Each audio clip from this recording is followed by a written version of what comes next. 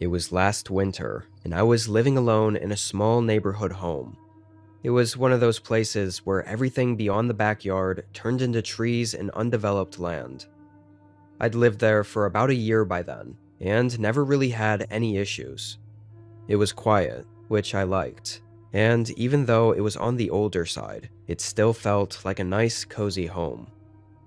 This happened over a long weekend where it was snowing on and off, and extremely cold outside, often below zero, so I was at home and inside all day. This night, after eating dinner and cleaning up around the house, I watched TV for a bit and eventually turned everything off and went to bed around 11. One thing I have to mention about the bedroom is that for the last 3 or so months before this happened, the lock on my bedroom door had been broken. It was one of those push locks, and I just noticed one night that it didn't work. The door would still click open from both sides, but I had put it off for all that time because it just didn't seem important. I lived alone, so I didn't have family members or roommates that I was trying to keep out of my room. As long as all the main entrance doors were locked, my bedroom door really shouldn't matter. The hassle of buying a new one and changing it out just seemed really unnecessary. That being said, sometime later in the night, I woke up suddenly. My heart was beating quickly for some reason, and although the house was pitch black and quiet, I could faintly see that my bedroom door was cracked open. I could feel the alarms going off in my head, but at the same time, I knew there was a chance the door just didn't close properly and happened to make its way open. Maybe the cold winds slightly shifting the house caused it. I got out of bed and walked over, not wanting to turn the lights on, hoping I could just close it and get back to sleep. I shut it and double-checked it was latched in the doorway, then got back in bed. But as I laid there, I could tell something in me wasn't satisfied, like my gut knew there was more to this. I kept opening my eyes and looking around the room, although seeing nothing but shadows filling every corner. I probably stubbornly laid there, hoping to pass out eventually, for 30 minutes, before something moved in the house. I heard it, like a shuffle on the floorboards, either downstairs or in the hall outside my room. I leaned my body up and tried to listen, but there wasn't anything else. I was frozen, sitting up in my bed and not making a sound for a while. I was worried that if I got up and moved, then I wouldn't hear it again, or wouldn't be able to determine what it was. And eventually, I continued listening, but laid back down. I waited and listened for a long time, and don't even remember falling asleep. Didn't realize it until I woke up suddenly again, heart beating quickly just like before. And when my eyes adjusted to the dark, I saw the same thing. My bedroom door was cracked open. I laid there staring at the gap in the doorway, looking at the darkness beyond it. Obviously, the hallway light was off, so it was just a deeper black outside of my room. I tried to tell myself it must have been the house again, or that maybe it didn't latch the way I thought it did. But that explanation didn't sit right this time, because I was very aware of how intentionally I closed it last time I got up.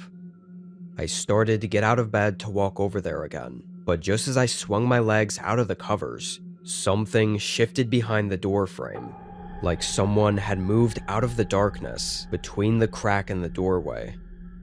I froze up again. I didn't hear anything though. No footsteps walking away. Nothing.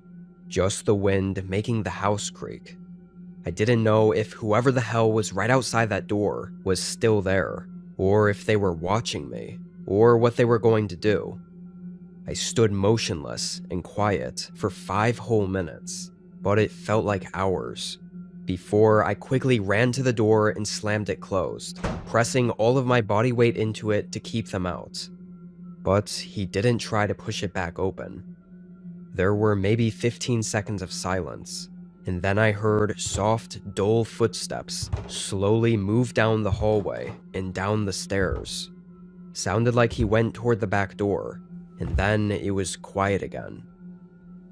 I quickly called the police, and thankfully I can say nothing else happened during the 10-ish minutes I waited for the police to make it and search the house. They took down a lengthy report of the whole night and everything I knew, which wasn't much, and they searched the home, but found nothing. However, as we were standing in the kitchen talking about what happened, I glanced toward the back door, explaining that's where I last heard his footsteps moving toward, and I saw him again. His silhouette standing in the trees behind my backyard. He moved away quickly before the officers could look. He was probably standing out there watching us through the windows from afar, which is insanely creepy and unsettling. I spent that night at a friend's house, as well as the next few days. Over the few weeks afterward, I didn't really get any more news from the police, but the snow cleared up a bit, and I found some even more unsettling things in the back forest behind my home. There were these faint and rugged trails through the woods, like from someone having walked the same way over and over, and the trail led right up to the back of my house. Whoever this guy was, he'd been stalking me for a while, long enough to have even naturally made a footpath in the forest. And probably the most disturbing find was that the way he broke in was likely through one of the back windows, which I found didn't lock correctly. Kinda like my bedroom door. Could just be a coincidence, but seeing as he'd been stalking me for a while, there's a chance that that night wasn't the first time he was in my house. And the broken lock on my bedroom door might have not been some random unrelated occurrence either. Needless to say, I moved out and far away from there. I just really hope I wasn't followed.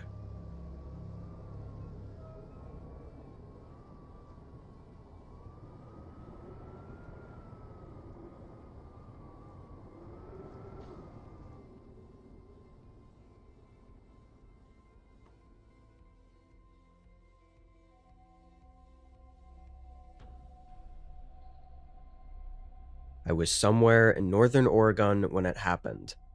I don't remember the exact highway.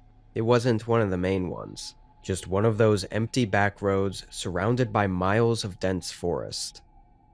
I'd been driving for hours, with the music low and the windows cracked to keep myself awake. This was supposed to be a pretty standard road trip, I guess, just seeing a few places, driving around, and clearing my head from all the noise. Nothing too exciting. I'd been paying relatively close attention to my gas gauge, checking every so often, and trying to fill it up when it was around a fourth of a tank. But I guess this time I pushed it too far. When the warning light came on, I figured I still had plenty of miles left to make it to the next gas station. I even checked my phone for the next station and put my directions on it, and it said 45 minutes away. Not ideal, but I thought I would still be fine. Definitely was slightly nervous though, seeing as there were no other closer options, even if I were to do a U-turn.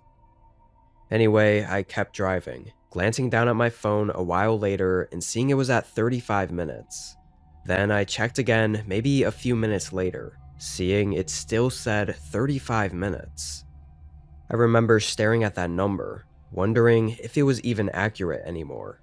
Surely it was just an error or something. I checked another couple minutes later, and that's when I fully realized that the GPS wasn't updating at all. It was stuck at the 35-minute mark, and the little car icon wasn't moving either. I started messing with my phone, trying to reset the directions and clicking every button, but before I could get it working, my car sputtered. I felt my stomach drop. I hoped it was just a quick one-time thing from being low on fuel, and not empty. Only got 30 seconds further before it sputtered again, and then again, and completely cut out. Wouldn't turn back on even in the slightest. I coasted to the shoulder of the road and sat there in silence for a minute, unable to believe the situation I knew I was in. I looked around at the place I'd ended up basically trapped at. The forest on either side of me was dark and lifeless. No lights at all, and a dense fog covering the top of the trees. It gave me chills as I sat there looking at it. I felt eerily alone. I grabbed my phone and tried to call for help, but it took me about 10 seconds to see why my GPS had gotten stuck, and now why my calls wouldn't go through. I had no service, like zero service whatsoever. I put my head in my hands for a second, realizing how screwed I was, then got out of my car. I figured if my phone GPS had been frozen at 35 minutes for a while, I could have been just 10 to 15 minutes from the gas station. I mean, I had no way to know how long it was frozen for. If I was lucky, I could walk to the gas station and make it in half an hour or something. What other choice did I have anyway? I grabbed a small flashlight from the glove compartment, then manually locked the car with my key, and started walking down the road. It was empty and quiet, but not in the peaceful way. In the I can barely see anything through the fog and pitch darkness kind of way. The forest on either side of me was so unnervingly quiet and dark. Every time I glanced over, my eyes would be looking all around at the shadows that filled the areas between the trees, making every small thing look like something I knew it wasn't. It was just my imagination filling in the darkness with shapes that weren't there. So I tried to not even look. I kept my eyes forward, looking at the endless road ahead. My flashlight was nice to have, but it barely made it 10 feet in front of me with all the fog on the road. But about 5 minutes in, I heard something. It was a few cracks of branches, definitely not wind or just trees swaying. It was something snapping a couple of branches, either by stepping on them or I don't know. I stopped walking. The forest went dead silent. I pointed my flashlight out there and stared into the darkness. The longer I looked, though, the more uneasy I got, seeing those shapes again and knowing something could be out there looking back at me. Like if I continued to stare for too long, something would happen. So I looked away and kept walking, a little more rushed though, at least to get away from that area. A few minutes later, I noticed something on the right side of the road up ahead. At first, all I could see was a large shape laying near the trees. Thought it might have just been a fallen tree or something. But as I got closer and could get my flashlight to light it up a bit, I realized it was a car. An old beat-up sedan, halfway lodged into the forest, way past the shoulder of the road. But strangely, it didn't really look like it had crashed there. Looked more like whoever it was had driven it slowly down to the edge of the tree line, and then just left it there. The driver's side door was open slightly, and the car looked like it'd been there for a while, weeks or months even. And it was far enough off the road that unless you were walking along the secluded stretch like I was, then there was no way any cars passing by would notice it. Seeing that car lit up in my flashlight made me really disturbed. The thought that someone else had been here, maybe also run out of gas, or broken down or whatever. And whatever happened afterward clearly wasn't good if the car was still abandoned here. I didn't call out or shine my flashlight into the trees. I don't know why, but again I had this overwhelming feeling that if I looked for too long, something terrible would happen. And just when I thought that, and realized I needed to keep moving, there was another sound from the woods. A rustle in the bushes, near one of the trees behind the car, and then another. I turned instinctively toward the noise, and for a moment I thought my mind was playing tricks on me again. But no, I saw something. Not clearly, not faces or details, just figures moving between the trees. More than one, a group of people running through the forest just outside of view. My whole body went cold. I started speed walking down the road, not running. I almost had this instinctual thought that I didn't want to look like prey and show I was panicked by sprinting, but I walked faster than normal. I tried to act like I didn't hear the footsteps that started to match my pace in the forest. Multiple sets, crunching through the forest, following me along the tree line. I was genuinely too afraid to shine my light over there, or even look, scared of what I'd see. And somehow, through all of that going on, I never even heard or noticed a truck driving up behind me. Wasn't until the pickup truck stopped right next to me and a man yelled through the roll-down window that I got startled and realized he was even there. It was some regular-looking, dusty pickup truck, and the man looked maybe 50, with gray in his beard. He looked tired, but not necessarily threatening. "You stranded. What are you doing walking around out here? You're a long way from anything." I was so shaken, I just answered truthfully, saying my car ran out of gas and that I hoped I could walk to the nearest gas station.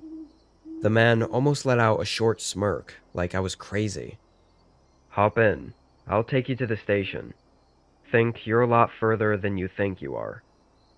During this whole conversation, every sound and movement in the forest had stopped, and it was dead silent again. It was like everything paused for those 30 seconds. I hesitated, but decided to get in. Hitchhiking out there in the middle of nowhere was not something I ever thought I'd do, but the alternative of staying alone out there on the side of the road with whatever the hell was going on seemed worse to me.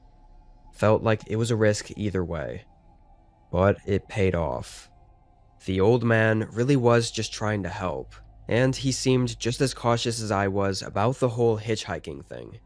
He said he never offered rides, but that he lived on a farm an hour north and takes this road a lot, and had never seen someone like me wandering at night like that, and knew something could be really wrong.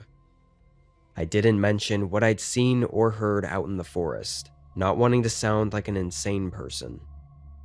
The drive to the gas station took way longer than I thought, nearly 25 minutes. Would have taken me hours to walk there, if I even made it past that forest. And when we got to the gas station, the man gave me a pat on the shoulder and wished me luck. That was it. No weirdness, no strange comments, just a guy helping someone out. I headed in and bought a gas tank, then took the clerk's advice to call the police to help me out, now that I had service.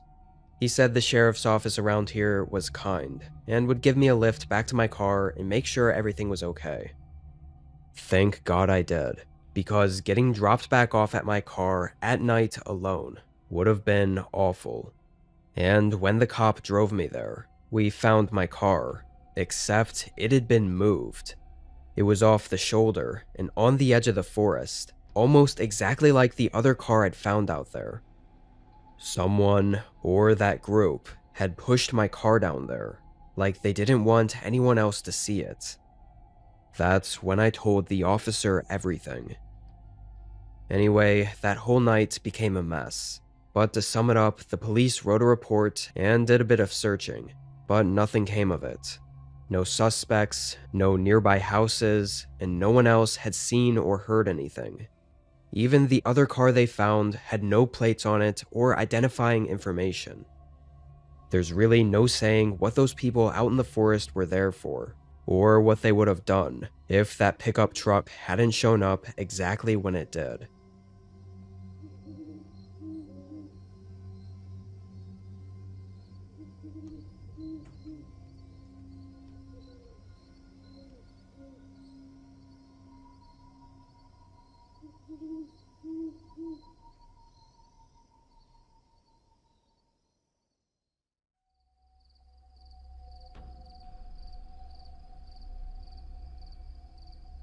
I had booked an Airbnb in spring of 2022.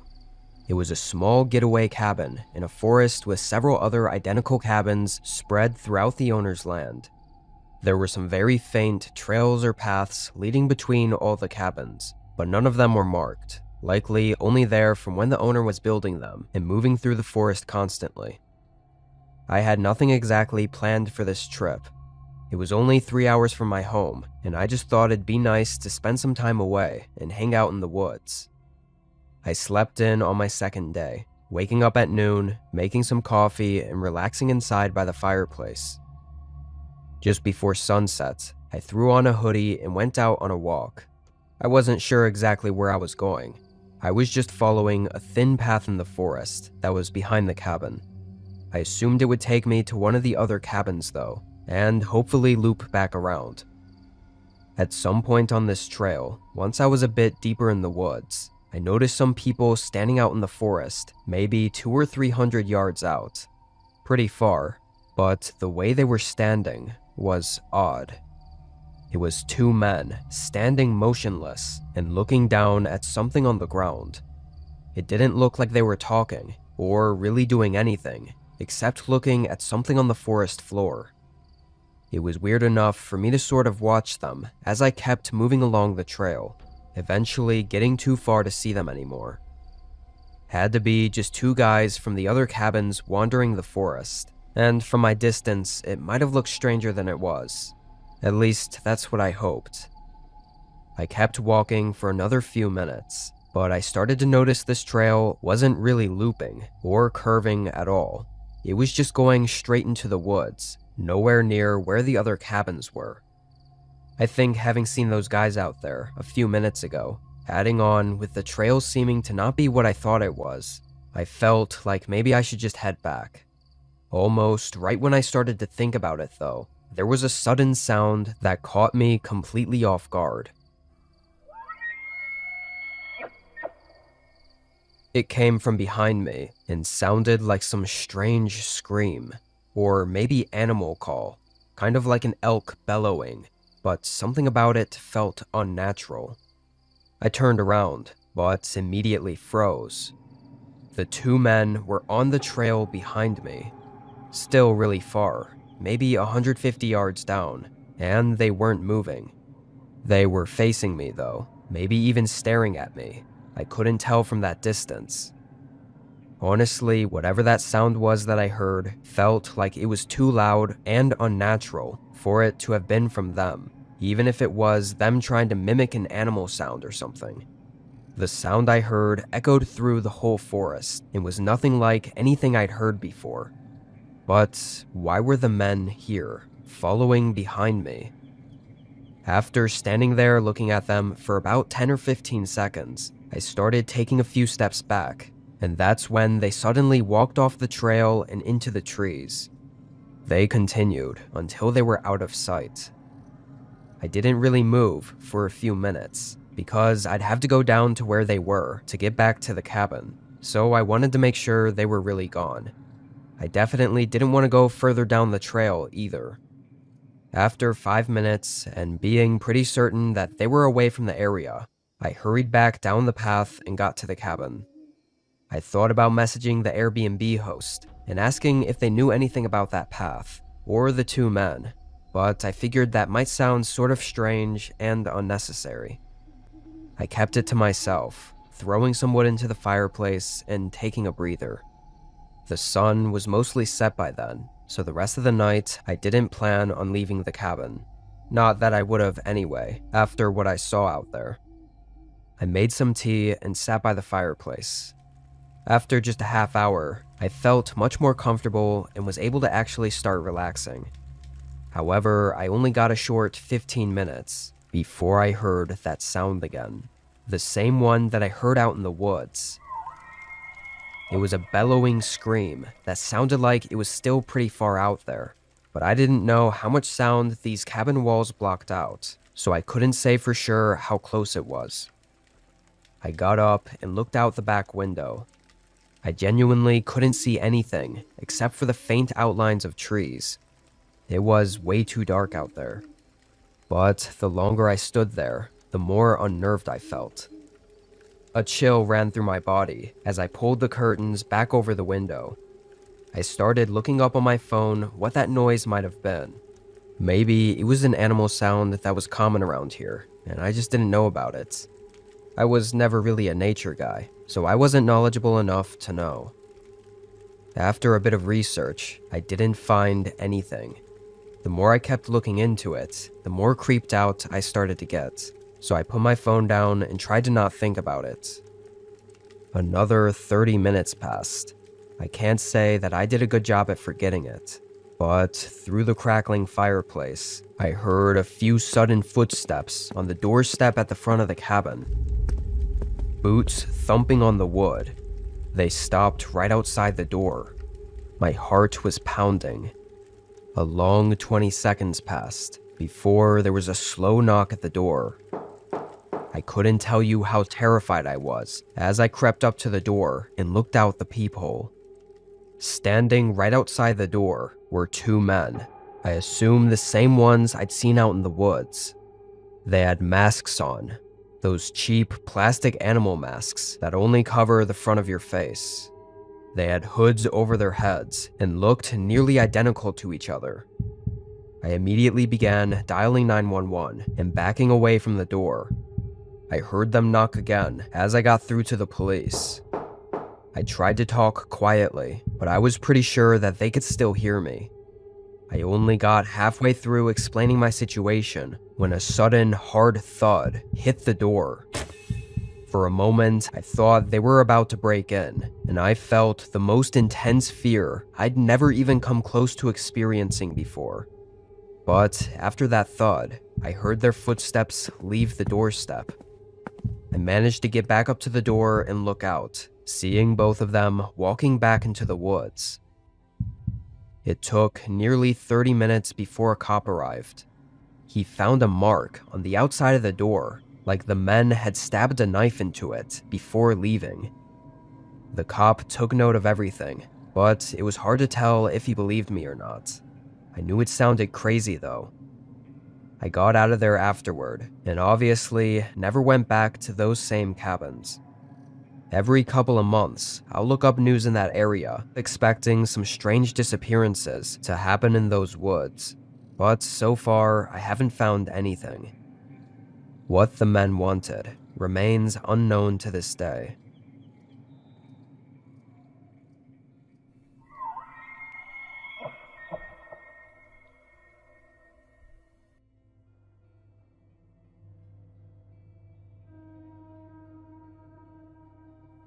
I was taking a road trip with my good friend Carter to visit some other friends from college. The drive was pretty far, about 15 hours, but we thought with the both of us, we should be able to do it in one long go. I started driving first, then about 4 hours in, Carter took over. The plan was for me to sleep while he drove, but I genuinely couldn't. I don't know what it was, but I was never able to get comfortable. So by the time it was my turn to drive again, I was pretty tired, maybe even more so than I was before he took over. I was still able to keep my eyes open and pay attention to the road, but somehow I never noticed the gas tank getting really low. We were driving Carter's old Chevy, which didn't have the fancy tech to alert you when your tank is low. There was just a gas gauge that I never even looked at. Wasn't until the car started sputtering that I quickly realized we had nothing in the tank. Carter quickly woke up and started searching on his phone for the nearest gas station. But not even 30 seconds later, I had to pull off the highway because the car wouldn't accelerate anymore. I felt so stupid. Even worse, Carter said the closest gas station was 4 miles up the road. We were kind of in the middle of nowhere. It was just plains all around us, and there were no other cars on the road. We talked over our other options for a few minutes, but ultimately Carter decided he'd walk to the nearest gas station and bring back a canister, while I stayed and just watched the car. Maybe not the best plan, but it felt like a waste to call for help and have to pay $200 just for some gas, when the station was still within a walkable distance. Although it was 1 a.m. and dark outside, Carter didn't seem bothered as he left the car and started heading down the road. Within a minute, he was out of sight. I sat back and basically just thought about how stupid I was for getting us in this situation. But just a couple minutes later, I saw headlights coming down the road from up ahead. They came down and passed by, but they were going much slower than they should have been. I think the speed limit was 55 or 60, and they passed by going maybe 15 or 20. I watched in the side mirror, and they didn't speed up after passing. They slowed down even more, eventually stopping and doing a 3-point turn to come back around.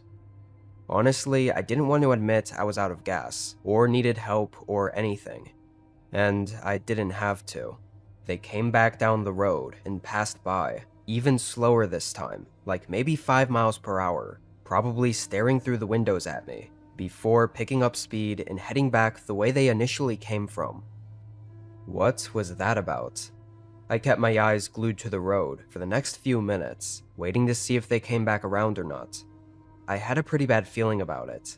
Maybe it was just my gut, but I started to think something could go pretty wrong soon. I got my phone out and called Carter. I just wanted to let him know, and maybe to hurry up if possible. But the phone rang all the way through. He didn't pick up. That definitely made me worried, but maybe he just had his phone on silent, or lost service along the road. I waited a minute, then called again. Still nothing. At this point, I definitely wasn't being rational, but I made the decision to ditch the car and try to catch up with Carter. I think it'd only been 10 or 15 minutes since he'd walked away, so if he was still walking, surely I could jog and catch up in just a few minutes. I got out and made sure to lock the car, then started jogging down the side of the road. It was real quiet out there. So quiet that every time I took a break from running, I'd notice the ringing in my ears, only because there was not even the slightest sound to drown it out. I jogged for 15 minutes. I thought I would have caught up to Carter by then, unless something made him start jogging or running for some reason. I decided to pull out my phone and call him once more, and it was just then that I heard the sound of it ringing. It was very faint, in the distance, somewhere off the side of the road. I looked out at the nothingness past the shoulder of the road, and just barely, I could see a light glowing in the grass. My body tensed. "Carter?" He didn't respond. I couldn't see anything at all, aside from the dim phone screen glowing. I took a few steps off the road and into the grass, calling out again. Finally, I got a response. I could faintly hear Carter's voice coming from somewhere near where the phone was, but I couldn't tell what he was saying. I hurried closer, and Carter yelled again, and this time I could hear he was telling me to get down. I still couldn't even see him yet, but I did what he said, ducking in the grass. And that's when I looked back and saw a car coming down the road. I immediately knew it was the same one I'd seen, moving slowly, just like before. They were looking for us, or Carter, I guess. They made 3 or 4 turnarounds, slowly passing the area and very obviously searching for us. Once it seemed like they finally left, we got up and booked it to the gas station. Carter explained that the guy initially pulled over and tried to get him to get in his car. He said he was extremely creepy and really didn't hide the fact that he had bad intentions. After Carter refused, the man stepped out of his car, and Carter instantly took off running. I guess the guy thought he'd just continue running down the road, so he got back in his car to chase him. But Carter ran off the road, jumped in the grass, and just hid.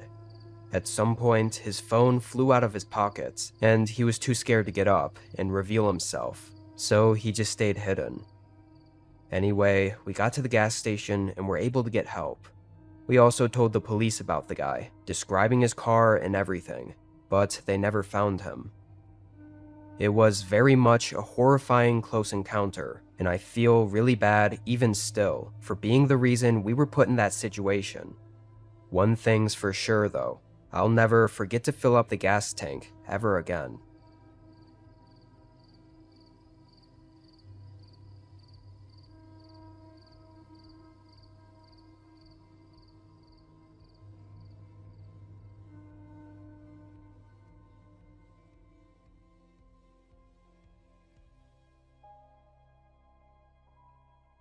Just last year, I'd gotten a promotion at my job. It wasn't too much extra pay, but part of the new position would have me traveling a ton to different locations all over the states. I was single and really had nothing else going on at the time, so I was really excited to travel. As for where I'd stay, it was always pretty random. Sometimes hotels, sometimes resorts, and every once in a while a small Airbnb. I'm not sure why they switched it up every time. but I thought it was interesting at the very least. Anyway, this week I was heading to a new town to visit their department of the company, and I was booked for an Airbnb nearby. I'd already had the promotion for 8 months at this point, and had gotten fairly used to it, so the excitement of seeing where my next stay was at had kinda died out. Once the plane landed, I got my rental car and started heading to the address of the Airbnb. I noticed right off the bat, though, it was farther than usual from where the company building was. Usually, if it was an Airbnb, it would be because it was very close to where the site was. But I think this time, the drive took 40 minutes. And when I arrived at just about 1 a.m., I thought there was a mistake. The place was huge. I mean, at least 4,000 or 5,000 square feet, with a huge yard and everything. I had to triple check this was the right place, and it was. I got everything inside, and I have to say, although the outside looked really nice, it definitely didn't look quite as good on the inside. Maybe just a bit old-fashioned for my taste. Still, I couldn't complain. There was a ton of space, way more than I could ever use. After the long flight, I was too tired to explore the entire place right away. I just brought up all my stuff to the bedroom, turned off the lights, and got in bed. As I laid there, I noticed how creaky the house was. It felt like it was making a lot of noise. Nothing concerning, but just these creaks and thumps in the walls. I thought it must have been just how bigger houses were. I mean, I wouldn't be one to know. I don't think I'd ever been in a house this big. But unfortunately, I'm a pretty light sleeper, so the constant noises kept me up long enough to realize I needed some water. I hadn't even eaten or drank anything since the flight. Sort of frustrated that I had to get up, knowing it'd only make it harder to sleep, I tiredly got out of bed and headed through the long hallway and down the steps to the kitchen. Strangely, once I was downstairs, all the creaks and thumps I'd been hearing for the last hour were gone. Like at some point between me getting up and moving from the bedroom to the downstairs hallway, all the sounds stopped. It was one of those moments that had me scratching my head, like what were the chances of that? Anyway, I grabbed a glass of water, not even bothering to turn on any of the lights, and headed back upstairs. I was able to fall asleep after that, as the rest of that night, I didn't hear any more sounds or noises. In the morning, I only spent maybe 30 minutes there, waking up late and still tired, but having to rush out of the house to get to work. After being at the office all day, I went out with a couple guys from work to get drinks, so I actually didn't get back to the Airbnb until sometime past 11 p.m. I headed inside and sat on the sofa, relaxing for a minute. I was exhausted, but I remembered I still hadn't yet checked out the rest of the house. It felt almost mandatory to at least give it a look around, so I got up and just casually walked through the rooms. Walking through it, I honestly couldn't think of much use for an Airbnb this large. I even got so curious that I looked it up to see how much it was, finding it was actually priced the same as other much smaller places in the area, which I found to be a little odd. Also, it looked like some parts of the house weren't reset from the last guest. It looked clean, but some pillows were all over the couch, and some of the chairs and stuff were just in random places. It kinda looked like someone had just been here. And the most strange thing was that one of the kitchen chairs was pulled out. I was in there for a minute earlier that morning and never sat down, and I could have sworn all the chairs were pushed under the table before. Must have just overlooked it, I thought. I pushed it back under the table. After the quick 5-minute tour of the house, I figured it best to take a shower and head to bed for the night, as I had another long day tomorrow. I turned off all the lights, went upstairs, showered, and got in bed. I was just on the verge of falling asleep when a familiar sound suddenly came from below me. It was those creaks. They suddenly started again. The fact that I was just about to fall asleep made it 100 times more obnoxious. I sat up and listened. And even though I was annoyed, a part of me felt like it didn't sound like your typical house noises, so it made me a little uneasy as well. I started to think I could make out individual footsteps walking around under me, and maybe even cabinets being opened and closed. I couldn't tell if it was just my mind making up things, though. I got up and quietly opened the door. The sounds didn't stop this time. I could clearly hear them from the hallway. I carefully walked down and up to the stairs, which were wooden and kind of creaky, and as soon as I took a step, everything went quiet. My heart started racing. I moved to the bottom of the steps and looked down the hall. I could tell a light in the kitchen was on. I swore I turned off all the lights before going to bed, but there was still a small chance I just forgot about that light. I quietly walked down the hall and looked in the kitchen. My eyes widened. That chair in the kitchen was pulled out again, like someone had just been sitting there. Only a second after seeing that, I saw something else behind the chair. In the far back room, where all the lights were off and it was nearly pitch dark, a figure was peering around the corner, watching me. We held eye contact for a moment as I completely froze up before they jolted back behind the corner. A few seconds later, I heard a door slam shut. I don't know what the hell I was thinking, but I ran up to that corner and flicked on the lights, searching around for a second to see where he went or if he was gone. But I didn't see him. I didn't even see what door he possibly could have gone through that I'd so clearly heard him slam shut. I ran upstairs, got my phone, and sprinted out of the house. I drove away and called the police. As far as what was going on in there, I'm afraid that I got very few answers. The host and the police talked for a while, but the host felt like he wasn't taking me seriously, or like he thought I was lying. Maybe he just didn't want to be responsible. But in all fairness, I had no proof of anything. I wasn't even able to see what the guy looked like. And the host claimed that there were no doors where I'd supposedly heard the man run and slam a door from. Everything just felt really weird about the whole situation after the fact. My company was nice enough to just move me to a hotel for the rest of the week, but honestly, I was pretty shook for the rest of that trip. Had I stayed in that house any longer with whoever was in there with me, I'm afraid that things could have gone a lot differently.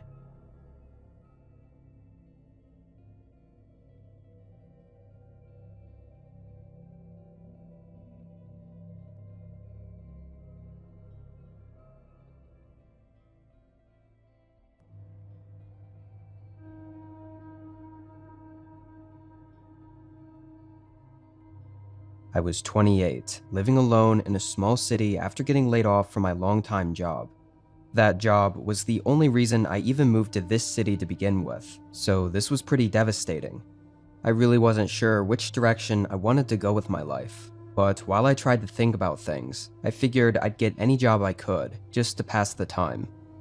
After a few weeks of searching, I got an offer from a small motel on the edge of the city. I went in for a few short days of training, but this happened on essentially my first full night alone at the motel working the counter. This motel was a pull-off on the highway, about 30 minutes outside the city. There wasn't anything else out here. The only other building was an abandoned restaurant next to the motel. Through the first few hours of the night, a couple customers came in. They got a room and I checked them in, and that was about it. A lot of the customers looked the same, tired and in need of rest, but one lady stood out to me. She looked really tired too, but she kept looking over her shoulder and was really rushing to get a room. Wasn't sure what that was about, but I only interacted with her for maybe a minute, then she went to her room. Then there was a long time where I was alone. I just sat behind the counter, staring out the doors at the empty highway. Barely any cars even passed by, so I figured the night would be really slow. That was until a man walked in. I never saw his car pull into the motel, so I thought he must have been a customer that had checked in earlier before my shift had started. However, he made it clear right away that that wasn't the case. He asked how much the rooms were, and if any were available. "Yeah, we have plenty of rooms. Did you want me to check you in for one tonight?" He looked like he thought about it for a second, but his eyes kept glancing beside me. Eventually, he responded no thanks and walked out. After he left, I looked over my shoulder, trying to figure out what he kept looking at. The only thing over there was the key wall. That's what I called it anyway. Basically, it was just a bunch of pockets holding the keys to the rooms. This was an old-fashioned place, not having the fancy key cards that all the hotels have nowadays. Anyway, when he walked out, I kept my eyes on the door, wondering if I'd see his car drive away, but I didn't. I thought it was extremely weird, because there was almost no way he walked here. He would have had to walk along the side of the highway at night for a stretch of probably 10 miles from the nearest place, which was just a gas station. After a minute, I walked over to the door and looked out at the parking lot. It was very quiet. Only the few cars from the previous customers were in the lot, and the man was nowhere to be seen. With nothing else out there, I closed the door and went back behind the desk. The night was going by very slow, and because it was my first night alone, the owner told me to just focus on check-ins and check-outs, and didn't give me anything else to do. A half hour went by, when the sudden desk phone ringing startled me. I quickly picked it up, seeing it was one of the rooms calling. A woman's voice came through. She was clearly in distress as she explained that someone was standing outside her door and wouldn't leave. I quickly got up, and immediately when getting outside, I could see that whoever it was, they weren't there anymore. I hurried up to the woman's room, which was on the far end. When she answered, she looked really nervous. I asked if she knew the guy, or if he said anything, and apparently the man didn't speak at all. She saw him outside her window and asked him to leave, but the man wouldn't, and that's when she called. When the woman described him, though, I immediately knew who she was talking about. It was the guy from earlier. She described him exactly as I remembered he looked like. Kind of tall, and really dead-looking eyes. Now, I asked her if she wanted me to call the police, but she was very adamant about me not calling authorities, saying she didn't want to deal with any of that and was leaving in the morning anyway. She just wanted me to tell them to leave if I saw them. So that was it. I went back to the main room. For the next 2-ish hours, I thought a whole lot about the situation. Like, what was the guy doing here anyway? And why was he standing outside the room? I thought he might have been drunk, though when he came in earlier, I didn't get that feeling. Whatever the case, in the middle of the night, I suddenly heard some commotion. It sounded like a bunch of stuff getting knocked over, and thuds against the walls that radiated through the whole motel. I quickly ran out the door. From there, I saw the woman's door at the end was wide open, and the noise was coming from inside her room. I ran over. Looking through the doorway, I could see the woman being cornered in the room, with the man standing in front of her, blocking her from leaving. I yelled, but I was so full of adrenaline, I don't even know what I said. He instantly turned around and looked at me. His face was full of anger, and his eyes were bloodshot. After seeing that, I was terrified. He came barreling toward me, and I just backed out of the doorway, but he ran straight past me. I saw him run out into the highway, and then disappear into the woods on the other side. I quickly made sure the woman was okay, and thankfully I'd gotten there before he'd been able to do anything to her. I then went back to the office and called 911. Turned out, after the man was standing outside her door, he went around the building and into the front room while I was checking on her, and he stole the spare room key from the wall.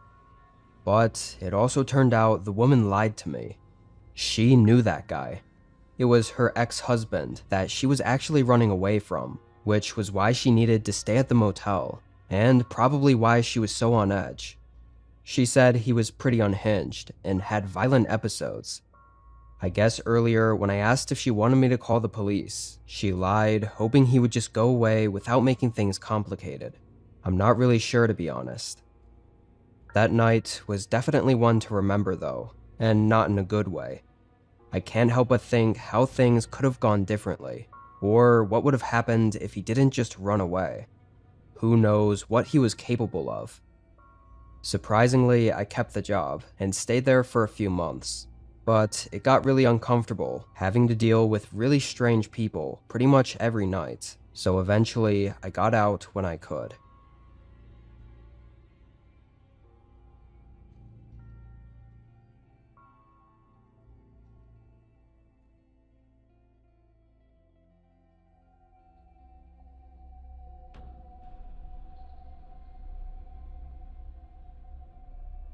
This was back in 2022. I'd been looking for extra ways to make money on the side, and had downloaded DoorDash, thinking I'd try it out.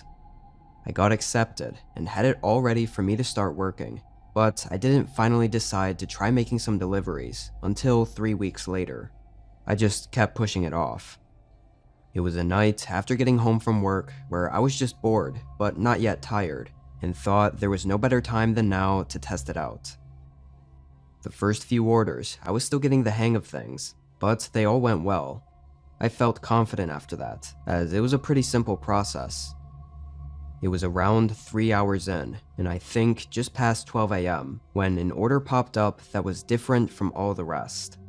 It had a massive estimated tip of something like $30 to $40. That was just about as much as I made in the last 3 hours of working. I didn't even think twice before quickly accepting the order. It was from a 24/7 McDonald's, the only one in our whole town. It was right on the edge of the highway that led out of town and into what I considered to be the middle of nowhere. Once I picked up the order, I realized that was exactly where the order was taking me. I didn't make it 2 minutes down the road before getting a call from the DoorDash customer. He sounded older than me, like maybe in his 30s, and he didn't seem to be in a good mood as he told me to confirm the address. A little confused, I just read off the address the app was taking me to. After I said it, there was a pause. The man didn't say anything. I was gonna ask if it was correct or not, but he hung up right away, without saying a word. I thought it was pretty odd that he was clearly in a bad mood and didn't respond to me, all while offering a huge tip, as if he were a nice guy. Maybe it was because he wanted me to take extra care of his order, but even that seemed excessive. Whatever the case, I just kept driving. I was about 15 minutes away, but it felt like I was driving really far because of the road going directly away from town.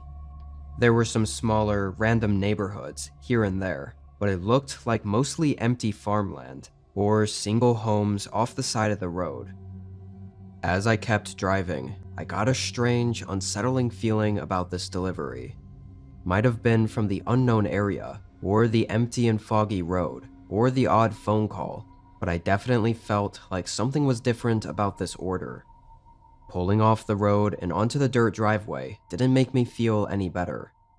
I couldn't see much through the dense fog, but I was driving through a tall grass field with no vision of what was at the end. I drove slowly until finally getting to the house. It was sitting by itself in the middle of the field, one of those old farm-looking houses with a large wraparound porch and wooden accents. Lights were on in the windows, and I could see that the large address numbers matched the address I had on the order. I parked and got out with the food, beginning to walk up to their front door.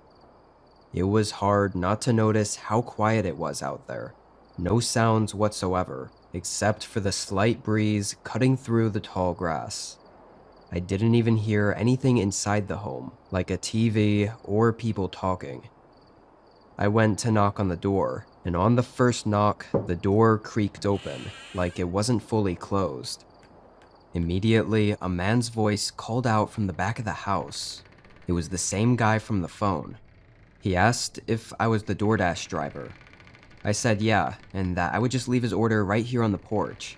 but the guy quickly responded and asked if I could set it down inside on the countertop in the kitchen.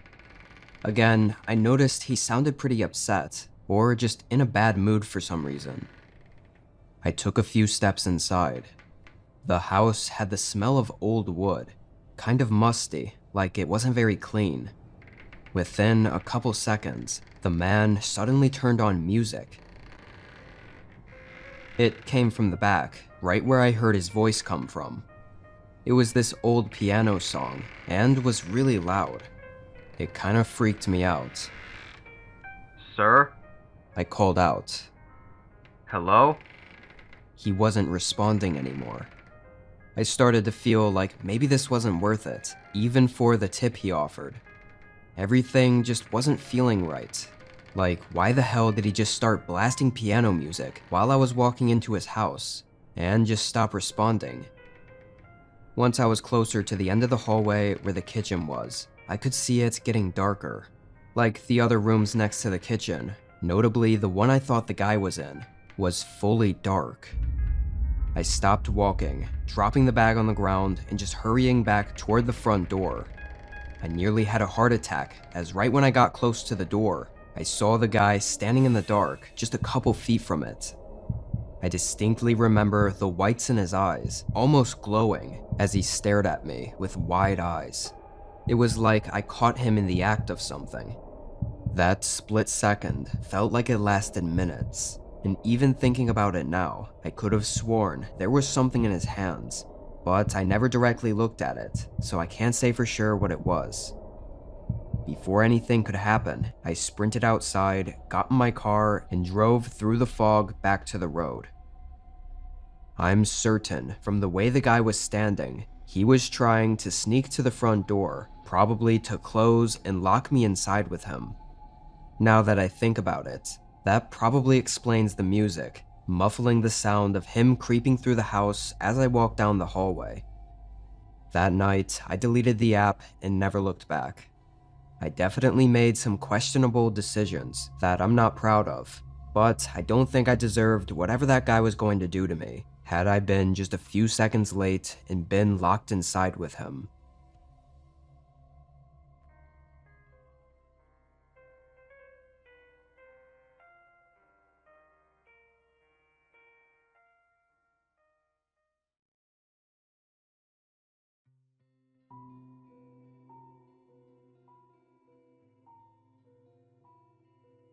Last fall, my sister went on a trip over Halloween weekend. It was for some sort of party she was going to, but she was flying there, so taking her dog Milo wasn't really that convenient. She'd be gone for only a couple days though, and I offered to watch Milo while she was away. The apartment I lived in didn't allow pets, so rather than bringing Milo to my place, I just stayed at her house for the weekend. I packed my work laptop and some other random things I might need, then headed 30 minutes down to the house in the morning. Just an hour after arriving, my sister left for her trip. Now, Milo was a really easy dog to look after. I'd done this a bunch of times before. He was super sweet and wasn't all that loud either, despite being a German Shepherd. He was getting older, so most of the time he just hung out in whatever room I was in and relaxed while I worked. So I set my laptop up in one of the spare bedrooms and started my workday. Milo laid in his doggy bed right next to my desk, just out of the corner of my view. There wasn't much going on for several hours, aside from me working. But oddly, throughout the day, he kept perking his head up. Usually I'd assume it was just a dog being a dog, hearing something small that was really nothing. But this was different. He was sure he'd actually heard something, because he wouldn't just go right back to sleep. Milo's head would raise and his ears would perk up, and he'd stare at the doorway for a whole 5 to 10 minutes. It happened enough for me to get up at one point and look around the house. Milo followed me as I did. He stayed right by my side, focused, like he was also searching for something. I never found or saw anything, but it definitely gave me an off feeling. I think I finished working around 5 or 6. Being fall, we had about an hour before it got dark and cold, so I hooked Milo up to his leash and took him out behind the house on a walk. My sister got lucky with this place, basically having a forest-preserved trail right behind it. But this time of year, all the trees along the path were already stripped of leaves, and basically just dead looking. It actually made it feel a bit spooky, with it being later in the afternoon. It was also really quiet out there, just me and Milo walking, crunching all the dry leaves on the trail. I knew the trail was about a 20-minute loop, and we went down just about halfway, when suddenly Milo stopped. Like, just completely stopped in place. I looked at him, asking if he was okay, and tugging on the leash, but he wouldn't budge. He wouldn't even look at me. His eyes were fixed on something ahead of me. I turned and looked down the trail, but I didn't see anything. I looked back down at Milo and pet him, then gently tugged the leash forward again, but he still wouldn't move, and his gaze was still fixed at something down at the end of the trail, further in the forest. So I just turned and began heading back. Milo then immediately followed. The rest of the walk to the house, he kept looking back, but never once stopped to sniff or anything. He just kept his tail down and followed next to me all the way back to the house. It made me feel really nervous, seeing him being nervous. I wasn't so sure though whether it was him I was nervous about, or about whatever he was so scared of.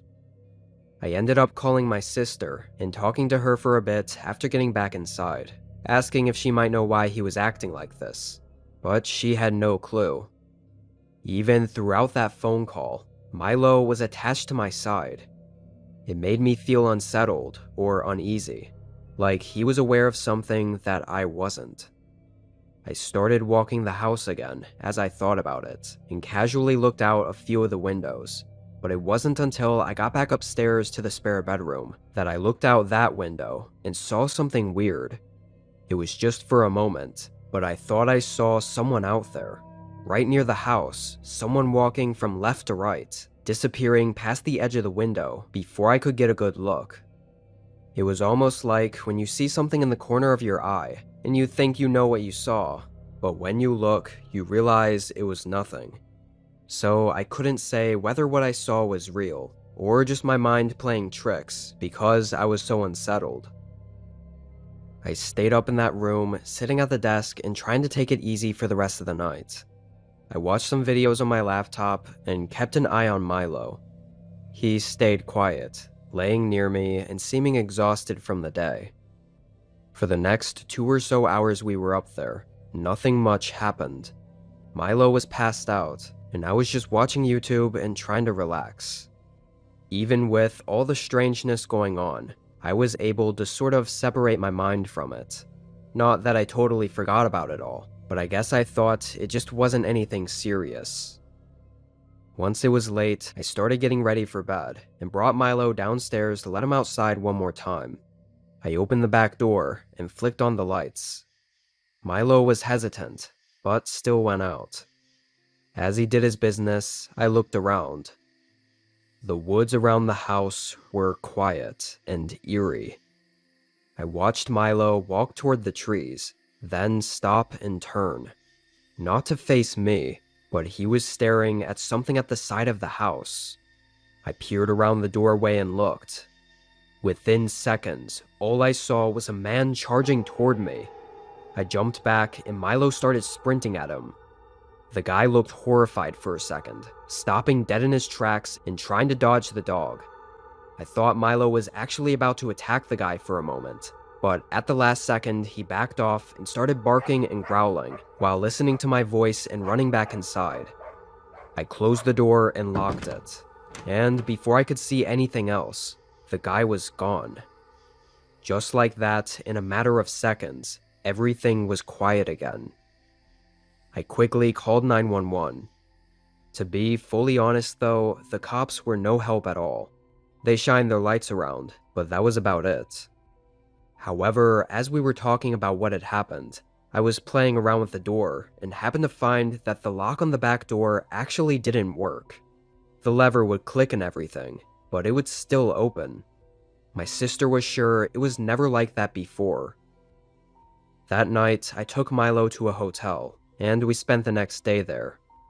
Based on Milo's behavior, I think the guy was probably watching us all day, and even following us out in the woods on our walk. But also, there's a chance he had been inside the home before, maybe even during the day while I was working. I keep thinking back to how Milo was constantly looking at the doorway, and the lock on the back door not working seems to be a really big coincidence. But Milo definitely startled him, enough to get us both inside safely and scare him away. I'm actually quite surprised though, because my sister hasn't had anything weird happen, or any encounters since then. It almost makes me think that the man wasn't there for her. Maybe he'd been watching me for longer than I knew, and found out I'd be alone at a house in the woods, rather than safely up in my apartment building with other people around. And so he thought it'd be his best chance to do whatever he was trying to do. Probably something horrible. Can't say for sure, but I've been on edge ever since.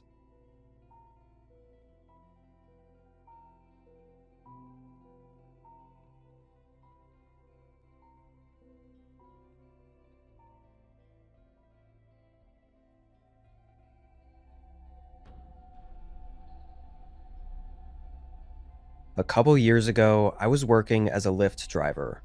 Uber as well, but in my town, Lyft was more popular, so that's what I stuck with. Anyway, because of the freedom of the job, I never managed to get myself to follow a schedule. At the time, I was in my mid-20s, and sometimes stayed up late hanging out with friends, or doing whatever. So it would cause me to stay up late on the days I'd choose to work, and do long shifts overnight. This night started just the same as any other. I started around 11ish and did a couple of drop-offs before getting another pickup to do. Now, working these late shifts, I couldn't be picky at all with who or what requests I accept. I was usually one of the only drivers working that late, and there were also usually barely any people needing rides. If I were to miss out or not accept a single ride, it would cost me. So I was kind of on autopilot. Every time a request would come through, I'd instantly accept it and start heading there, and only then would I look a bit more into it, like how far they were or where I was dropping them off at. It never made any difference, because 99% of the time, it was just to pick up someone from a party, a bar, or an office after working past the train hours. So when this request came in, I did the same as always, accepting it and heading en route to their pickup location. It wasn't until I'd say about 10 minutes into the drive that I realized it was taking me in a different direction than usual. Not toward the main town square, with all the stores and offices and whatever. So I checked where exactly I was going, and the location was a little unusual. Of course, I was driving, so I couldn't look too into it, but from a few quick glances at the map, it didn't really look like anything was out there. I thought it was definitely strange, but I wasn't going to cancel or anything. I arrived there 15 minutes later. I think it was about 1 or 2 a.m. by this point in my shift, and the place was just what it looked like on the map. Just a very isolated location with literally nothing. No houses, side roads, trails, or paths. I was thinking maybe the guy's car had broken down or something, but even then, I didn't see anything or anyone. I pulled off the side of the road and notified the customer, then waited a while. I never got a response or saw anyone outside, and with a bad feeling starting to build up in me, I decided to cancel it and drive away. Definitely sucked wasting my time like that, but it is what it is, just part of the job sometimes. I began driving back toward the center of town, because I knew that's where I'd most likely get more pickups from. But just 5 minutes after starting to drive back, I got another order. It was from almost the exact same place I was just at, but maybe a mile further down the road. Despite this seeming really suspicious, it actually wasn't at all to me. This happened every once in a while, where the location was just off or there was a mistake, and so after I'd decline it, the customer would reorder it right away. And usually the location would fix itself and everything would go smoothly the second time around. I didn't know why the customer didn't just reply to my messages, but whatever. I accepted it, actually glad this whole drive wasn't going to be a waste of time now, and turned around to go back. I passed the previous spot and went a mile further. Again, the whole road was empty and had nothing but sparse forested land on either side. However, this time, when I got to the new location, there was a man standing there on the side of the road. He wore regular jeans and a gray hoodie, and had a backpack or duffel bag slung on his shoulders. As I parked in front of him, I looked behind him and saw nothing that he could have come from. No houses or anything. I wasn't sure how he could have gotten here, or what he was doing out here. He opened the door and got in. The drop-off spot he had marked on the map was only 5 minutes down the road. I hoped it was at somewhere that made more sense, but from the look of things, it was in just as barren a place as I picked him up from. As I drove, the man stayed quiet in the back seat, but he was looking at me a lot. Every time I'd glance in the mirror, his eyes were already on me. I felt an unsettling tension, and with how odd the situation already was beforehand, I started to overthink everything. Like, why were we out here, where he came from, and what he had in the duffel bag. All things I normally wouldn't care about, or even bother to think about. A few minutes later, I got to the drop-off spot that was marked on the map. It was nearly identical to the place I picked him up at. Nothing was around there at all. The silence after pulling up, both of outside and my passenger, had just started to give me a really horrible sense, and before I could say anything, the man told me to get out of the car. I looked back at him in fear to confirm what he just said, finding he already had a gun pointed right at me, and an uncanny, dead look in his eyes as he pointed at the door and repeated himself. I had no choice. I got out, and he followed, going up behind me and telling me to walk. He stayed several feet back, far enough to keep me from trying anything, and he led me off the road and into the forest. I tried to say whatever I could. I was truly terrified and fearing for my life. The man stayed quiet though, not responding, or showing any bit of remorse for what he was doing. We walked deeper and deeper in. It started to get more dense with trees, and a lot darker. Time didn't feel like it moved at a regular pace during this whole thing, but I think we walked for 10 full minutes, just going straight into the depths of this forest. But he suddenly said to stop. I stopped in place and could feel my time coming to a close. I was moments away from never being seen again, and my adrenaline flooded my body and just decided to take a chance and bolt deeper into the trees. He yelled stop again, but I just kept running. I used the darkness to my advantage, knowing that because he dragged me so deep into the woods, once I was farther away, he'd have trouble seeing me. I knew he was chasing though, because his voice followed behind me, not fading out. And then, suddenly, there was a gunshot. It rang through the whole forest, and the silence following it was deafening. That was it. He wasn't chasing me anymore. I think he must have fired it out of rage, or just to scare me, knowing I'd already escaped. From that point forward, I just walked in whatever direction. My phone, of course, was still in the car, so I was on my own. After a while, I found a small road with a few houses on it, and was able to get some guy to answer and help me. My car, and everything in it, was gone by the time officers were searching the area.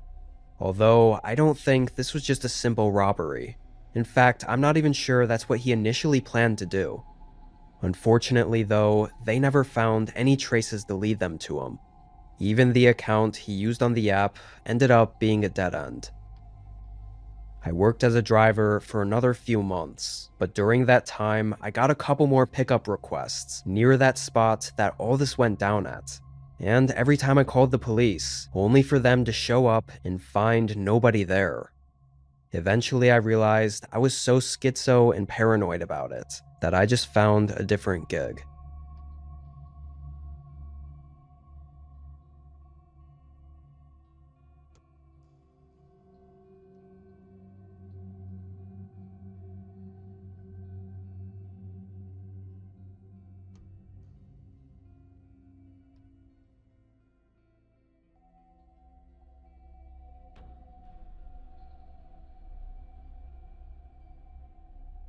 I was spending the weekend alone at my cabin-style house on the edge of town. It wasn't isolated in the middle of nowhere. There were other houses around, but they were spaced out enough that you could go days without seeing anyone around. I never got visitors, like solicitors or neighbors. The houses in this neighborhood were the kind people drove past without even thinking about it, because unless you looked intently, you probably just saw an endless forest of trees. It was winter, right after a heavy snowfall, so everything felt quieter than usual. A thick blanket of snow covered the whole area, and the woods behind my house looked deeper and darker than they usually did. I didn't mind being alone out there for the most part. The house was cozy, with lots of big windows, a stone fireplace, and just overall that nice cabin feeling. It was the whole reason I moved there. The first night, nothing weird happened until late. I stayed up watching YouTube videos in the living room, kind of half asleep by midnight. After a while, I turned off the TV and headed to my room. It was a one-story home, so my bedroom sat right at the end of the hallway. The thing about the bedroom is that it matched the rest of the home, having these massive floor-to-ceiling windows along the wall, and even a sliding glass door that opened toward the woods. Because the home was in a private location, with just the woods on all sides and no close neighbors, it made sense, I guess. But it did feel strange sometimes.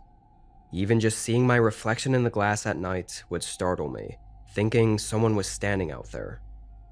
But this night was different. As I turned off the lights and crawled into bed, I heard something. This soft cracking sound coming from outside. Not like an animal or the typical forest noise. This was louder, like someone stepping on a thick branch. A couple seconds later, it happened again. I sat up and looked toward the large window. Because the lights were off in my room, I could see outside through the glass pretty well. I stared for maybe 30 seconds before something moved in the solid darkness between the tall pine trees. Not a shape I could describe, just a quick shift of a shadow between two trees. Like someone leaned out of view, or leaned into view. I couldn't tell. Everything was still after that. After minutes of waiting and staring out there, feeling nerves building up in me, I started to think I might have just imagined it. Like my eyes were just seeing shapes in the dark. But I didn't move for a long time. Eventually, though, I got up and double-checked the sliding door was locked, then got back in bed. After that, it took me forever to fall asleep. Every 30 seconds, I felt like I had to open my eyes and look out the window again. But every time, I saw nothing. The next day was strange. Nothing outright happened, but everything felt off in a way I couldn't explain. I'd constantly get that subtle, uneasy feeling, like someone was standing just out of sight, staring in. I kept glancing at whatever window was behind me, half expecting to see eyes looking in. I never did, but the feeling didn't go away. As it got later and became dark again, snow began coming down again, which eased my senses a bit. I think it made it even more unlikely anyone would be outside lurking around when it was cold and snowy, so I tried not to overthink. Around 10, I was watching TV in the living room, wrapped up in a blanket by the fireplace. The glow of the TV screen lit up most of the house, so I didn't even realize how dark it was inside until I left the couch to get a soda. And as I walked through the main hallway, I noticed the light in the far room, the small den with bookshelves, was off. I could have sworn I left it on earlier, I usually always kept it on because it provided a nice ambient light, so the house didn't feel like a shadowy cave. I went over and quickly flipped the light back on, figuring nothing of it, and getting my soda and sitting back down. I was maybe back on the couch for a minute, having just unpaused the TV, when I happened to glance over my shoulder. I wasn't even trying to check anything. It was just one of those automatic glances you do for no reason. But the light in the room was off again. I could feel the blood rush from my face. I stood up and walked down the hallway, just enough to see the switch from where I was standing. The switch was in the off position, physically flipped down. I just stared at it. Someone was in that room, and it was like they were trying to lure me in there. I started to back away. My phone was charging on the nightstand in my room, and my car keys were by the front door. I knew I needed to get both and leave immediately. I quietly moved to the other hallway and into my bedroom, grabbing my phone, but not before seeing something shift behind the glass. I looked up, and at first all I saw were faint footprints going through the snow behind the window, until it led my eyes to a large figure. A man, standing just a couple feet behind the window. He was entirely covered by the dark, but I knew he was looking in at me. I sprinted back down the hall toward the front door, getting my keys, and hearing not one but two sets of footsteps on the other side of the house. I opened the door and ran to the side driveway, where my car was. As soon as I got in, I saw that same figure come barreling around the house and running toward my car. I turned it on and fled for the main road, seeing his figure standing where my car just came from and watching me drive away. It took a little over 30 minutes for officers to arrive on my property. What they found was horrifying. Multiple windows were shattered, and the whole house looked like it had been destroyed on the inside. Doors and cabinets ripped from their hinges, furniture flipped over, and dents and tears in the walls. I told the police that I'd heard two people inside and saw one man outside, but the condition they left the house in, it was impossible to know how the two got in quietly while I was at home all day. I stayed in a hotel for weeks after that, getting the house repaired and putting it up for sale. I couldn't get over the feeling of knowing 3 people had been stalking me for who knows how long. And had I not escaped, I can't even imagine the horrible, disturbing things that would have happened that night. Even now, I have nightmares of me in that hallway, walking toward the room with the light off, knowing what was waiting for me just outside of view of the doorway.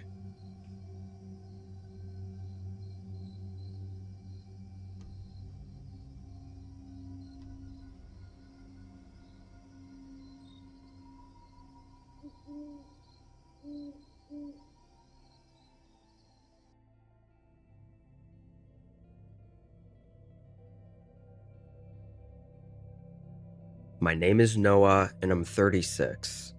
I'm gonna have to run you through a bit of backstory just to give context for why I live where I do. 2 years before this happened, me and my wife broke up just a few months after buying a house together. It wasn't a bad breakup, and we technically didn't divorce until months later, but I digress. The house we bought was massive, like way too big for even the both of us. But it was supposed to be something we could grow into and maybe have kids and dogs and whatever in the future. After we split ways, it was left for me to figure out whether to sell it for a loss or just continue living in it. I chose to stay. So I lived alone in that house for 2 whole years. I told myself I'd find a way to use the space. Like, since I worked from home, maybe I'd use a room for my office, and then have a workout room and a bedroom, all separate so that it wasn't all that empty. But I never really got around to it. The entire huge house was mostly left hollow and vacant. If you opened a random door, there's a good chance nothing would be behind it but a dusty, unused room. I wouldn't even go into half the rooms for months at a time. I didn't mind it too much, but occasionally I'd get that uneasy feeling of being alone in a giant empty house. That, mixed with just overall loneliness, I finally decided to do something I'd been wanting to do for years, and adopt a dog from a shelter. That's when all of this started. I found a small 8-month-old puppy named Piper. She was a beagle, and I picked her up after work from a shelter about 3 hours away from me. So by the time I'd gotten home, it was around 8 p.m. I let her roam around the yard for a bit, then showed her inside to let her explore her new home. In the shelter, Piper was very excited and happy and energetic, and even on the car ride home. But as soon as I let her inside, she became very timid. I thought she was just unfamiliar with the home, and all the change was making her anxious, so I didn't think too much into it. I left her alone to explore, and sat on the couch to give her space. She spent all but 2 minutes walking around, before jumping up on the couch with me, huddling up right on my lap. She almost seemed afraid of something. But again, I had every reason to believe it was all just normal behavior of a new pup moving into a new home. Later, I brought her upstairs and we went to bed. In the morning, everything seemed a little better. She followed me around while I made breakfast and coffee, then sat below my office desk while I worked for the day. However, a few hours in, she got up and walked toward the doorway, standing halfway in the hall, looking very alert. Then, after a few seconds, she fully left the room, and I could hear her nails clicking on the floor, walking down the hallway toward the staircase. I thought she finally felt comfortable enough to look around, so I left her alone and kept working. I want to say 10 minutes went by, when suddenly she started barking like crazy from somewhere downstairs. I jumped up from the desk and quickly hurried through the hallway and down the steps, still with her barks echoing all throughout the home, down every corridor, making it hard to even tell where she was. I called out her name and moved through all the rooms before finding her. Strangely, Piper was standing right in the middle of one of the empty rooms downstairs. Like she was just standing, looking at the wall and barking. Once she saw me, she hurried over and stood right next to me, tail down and looking nervously at the empty room. I walked in, and there was nothing to look at or make sense of. It was entirely empty. I tried to calm her down, picking her up and closing the door to the room. I brought her back upstairs to the office, and after a few minutes, I continued working. Rest of that day, not much happened. When I finished work, I took her for a walk around the area. Then we spent the night watching TV, going upstairs and getting in bed at 10. But in the middle of the night, I woke up. Not to a noise or anything. I guess just a feeling. I sat up and saw Piper standing right up to the bedroom door, her ears up and her gaze locked on the gap in the doorway. I called her name, but she didn't move. And honestly, I'm not entirely sure how or why, but I laid back down and fell asleep without a second thought. Can't even believe I managed to, now that I'm thinking back on it. I guess I really just thought she was uncomfortable being in a new place. But I woke up in the morning and things seemed to be okay. Piper was up on the bed with me and didn't act strange at all. I got dressed and headed downstairs, letting her outside and doing my typical morning routine. When she came back in, we both headed upstairs to my desk. Just like the day before, she laid down right under my desk while I worked. I made sure to check on her a few times, looking under the desk at her, and every time she was just sleeping, so I kept working. Think it wasn't until almost 6 o'clock, when I was just about done with work and the sun had mostly gone down, that I looked under my desk again, and she wasn't there. I looked around the room, and she was just gone. Must have slipped out without me noticing. I closed my laptop and got up, calling Piper's name as I walked into the hallway. But I didn't hear anything. Didn't hear her walking around or barking or anything at all. The house was dead silent. Piper? Piper, where you at? My voice echoed through the house. I felt something unnerving come over me as I started walking down the hall and down to the first floor. There were no signs of her. It was so quiet I could hear my own heart beating. I walked down the next hallway, leading to the room I found her in yesterday. As I got closer, I noticed the door wasn't fully closed. It was cracked open, which I was sure I hadn't left it like that. I pushed it further open. Piper was sitting in the far corner of the room, shivering and facing the doorway I was in. She looked terrified, like something else was in the house with us. It gave me a sense to turn around before approaching her, and when I checked behind me, I barely caught a glimpse of someone peering down the hallway back by the stairs. I quickly backed into the room and slammed the door, locking it and moving toward Piper. A few seconds later, quiet footsteps started coming down the hallway. He came right up to the other side of the door. Piper began quietly whimpering, still huddled in the corner, staring at the door. I was honestly too scared to even move. I just stood there, in the middle of the room, waiting for something to happen. The person behind the door didn't move either for a while, before they started quietly walking back down the hallway. It was almost terrifying how confident it felt they were, not running or anything.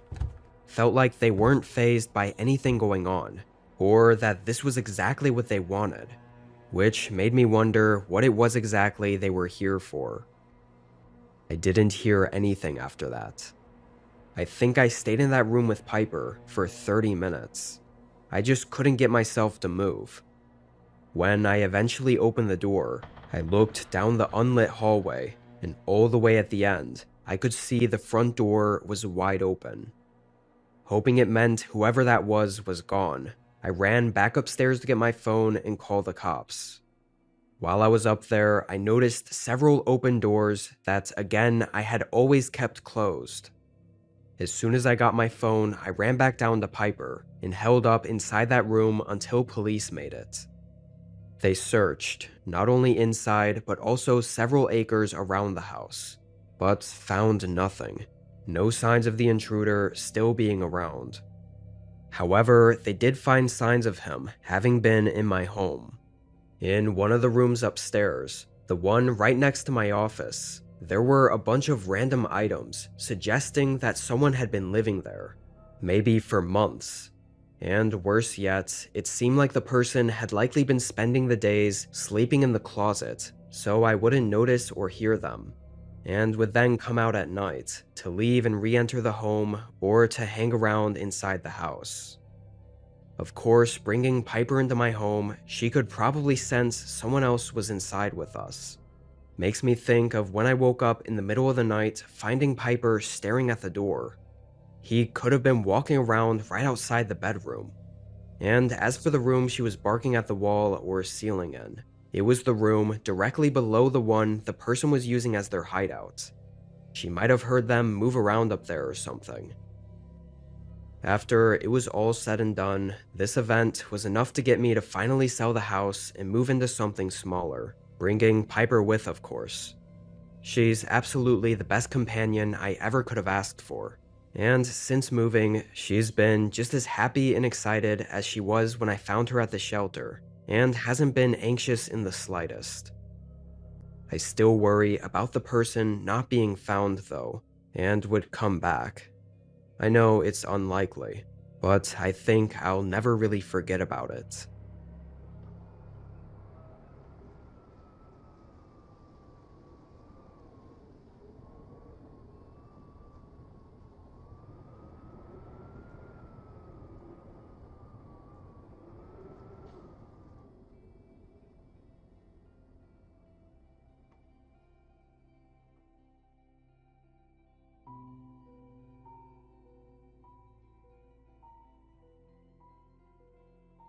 Last November, I took a road trip out to my family's home for Thanksgiving.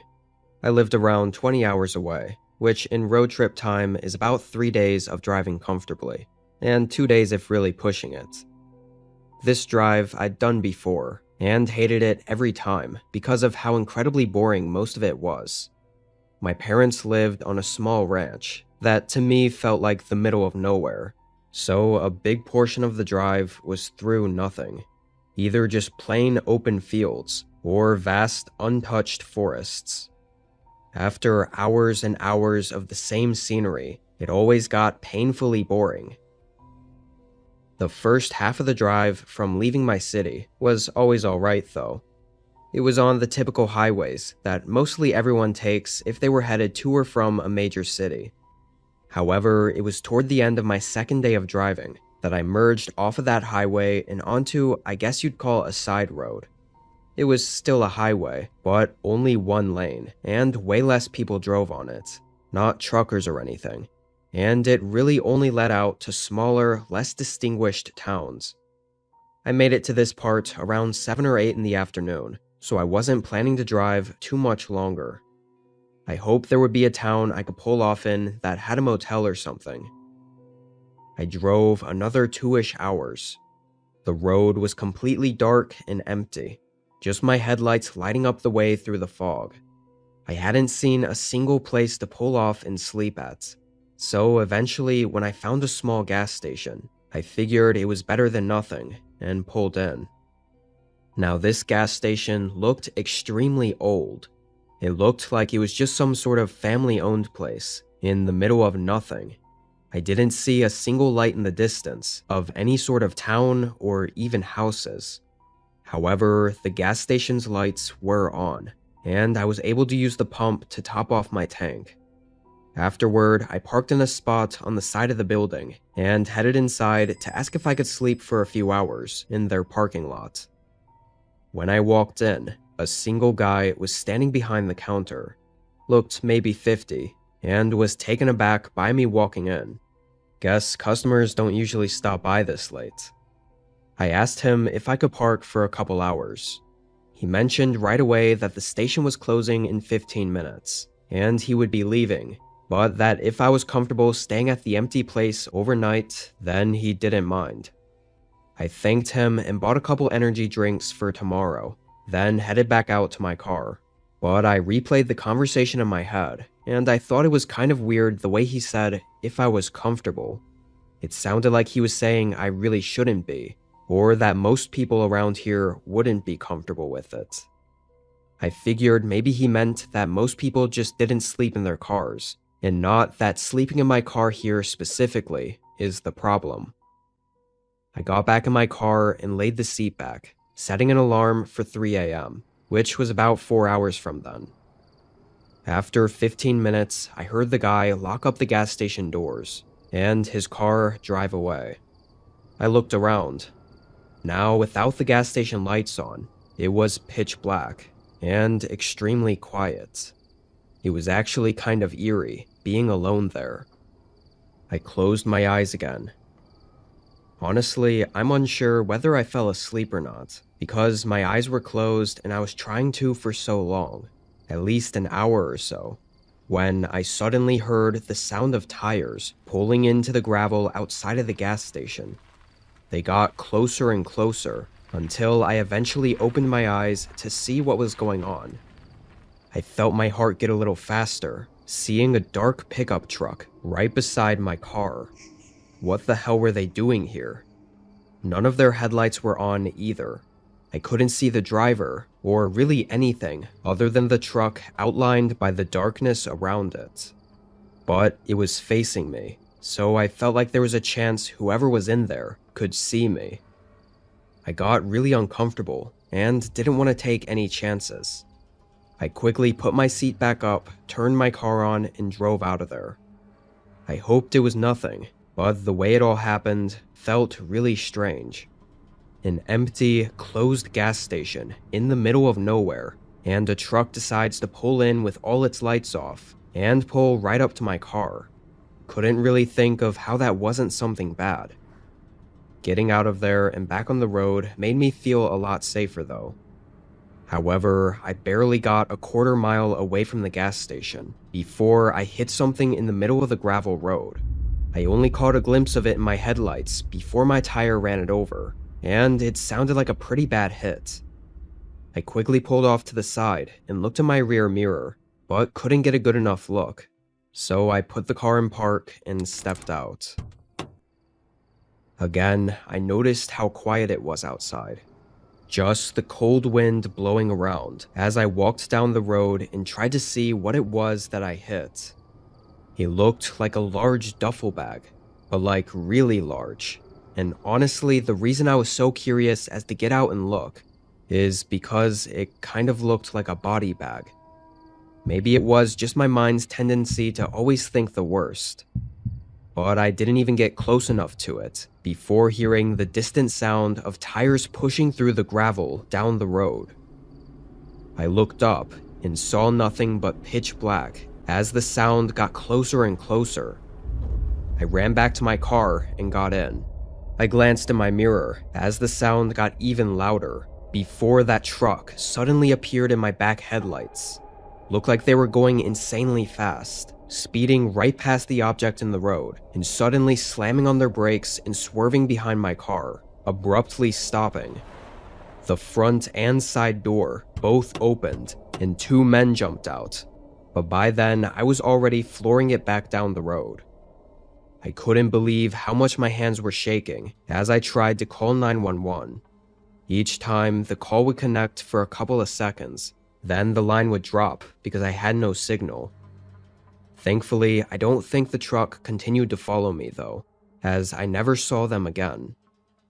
That stretch of road went on for maybe 45 minutes before I found a different road to get on that led to a more populated area. Calling the police at that point probably didn't help much, but I did anyway. Half hour later, I got a call back saying they found nothing at all in the area. The rest of the drive, and honestly the entire trip, I was genuinely horrified of what I might have stumbled across that night. I don't know what that truck was up to, or what I saw in the middle of the road, but thinking about what it all could have been still gives me chills. I never took that way ever again, and haven't heard of any information as to what might have happened that night.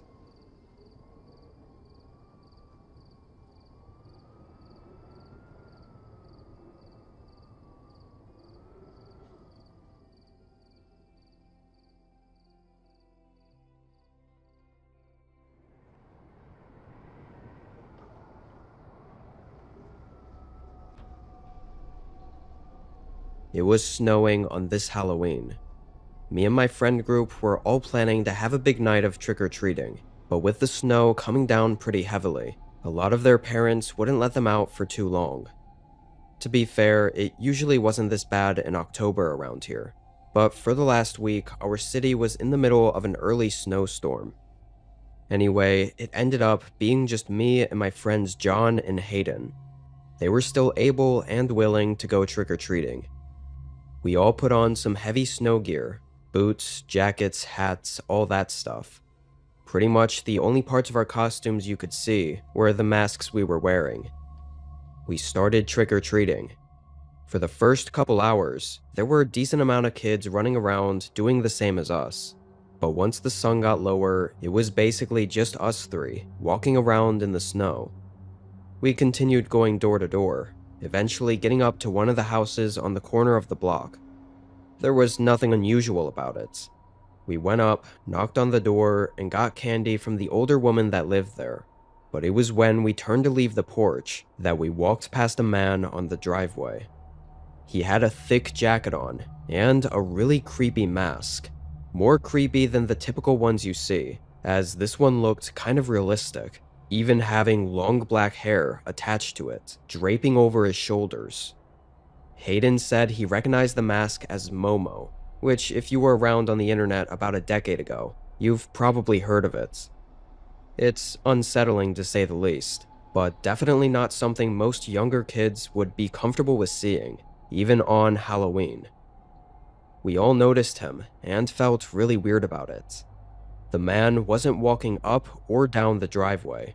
He was just standing there in the snow, watching us. We continued down the sidewalk, turning back a few times to look at him, but the blizzard quickly covered up our view of him. I think another thing that made us feel a little uneasy about it was that it was clearly a man, not a kid. He was tall and completely alone out there. So what was he doing? John convinced us to skip a few houses, just to be safe. I don't think any of us wanted to run into that guy again. We crossed over to the next street and got back to going door to door. Have to say, the whiteout from the snow keeping us from seeing anything more than a house or two down the road made things a lot more uncomfortable. We had no idea if the man was still out there. I think 30 minutes passed. The sun was fully down, and even the streetlights were barely beaming through the falling snow. It was around then that John said he had to go back home, since his parents told him to be back by sundown if it was still snowing. Hayden and I walked with him back to his house, then decided on what to do with just the two of us. I know it hadn't really been that long, but by this point, neither of us were thinking about that creepy man anymore. He hadn't actually done anything, and we never saw him following us, so we had no reason to keep thinking about it. Me and Hayden went to a few more doors and got some more candy, before we both were getting really cold and found ourselves just not enjoying it too much. So Hayden split ways and went back home, leaving me to head back to my house alone. It was about a 15-minute walk away, but in the snow, probably longer. Almost immediately, once it was just me out there, it hardly felt like Halloween. Snow covering every inch of the neighborhood, and nobody else walking around. Literally just me. Once I realized that, I started getting a little paranoid, looking all around and hoping to see another group of trick-or-treaters. But instead, I saw something else. On the other side of the street from the sidewalk I was on, there was a forest, and through the trees, someone was watching me. At first, I just saw his figure, standing far back, and mostly covered by the darkness and the falling snow. But as I continued walking and looking across the street, the figure moved with me, matching my pace and staying in view of me. I started to walk faster, eventually getting to a turn where I could go deeper into the neighborhood, where there were more houses and no forests. But the figure followed. He walked out of the tree line, and when he passed under a streetlight, I saw that same disturbing mask with the long black hair. He must have followed us the entire time, waiting for one of us to be alone. I hurried, moving as fast as I could. The empty and quiet streets made it feel like I was running for my life in an abandoned neighborhood. When I made it home, I locked the door behind me, but for some reason didn't tell my parents what was happening. I just went straight to my room. I guess I was scared to admit that I thought someone was actually following me, as if not admitting it would somehow make it not true. For a few minutes, I just sat on my bed and caught my breath, until the doorbell rang. I immediately felt a chill run through me, knowing that I saw no one else outside while I was running back home. I heard my parents talking, confused that any kids were still out trick-or-treating. My mom went and grabbed some of the candy that they'd already put away. Then she answered the door. As she did, I quietly walked around to the hallway and looked down at who was at the door. My stomach dropped. It was the tall man in the mask, and although I couldn't see his eyes, I know he saw me at the back of the hallway. He didn't even take any candy or say anything to my mom. He just walked away. Likely, the man was hoping I would be alone. My mom found it really creepy and strange, knowing as well that it was an adult, but she assumed it was just a dumb Halloween prank. I never told her what really happened, or what that man was really trying to do that night.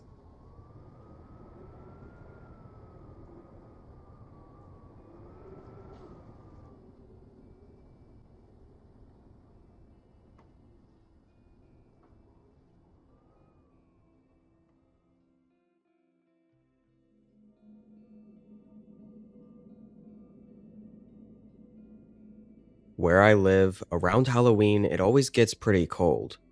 Sometimes it snows, sometimes it doesn't. But regardless, that's just how it's always been.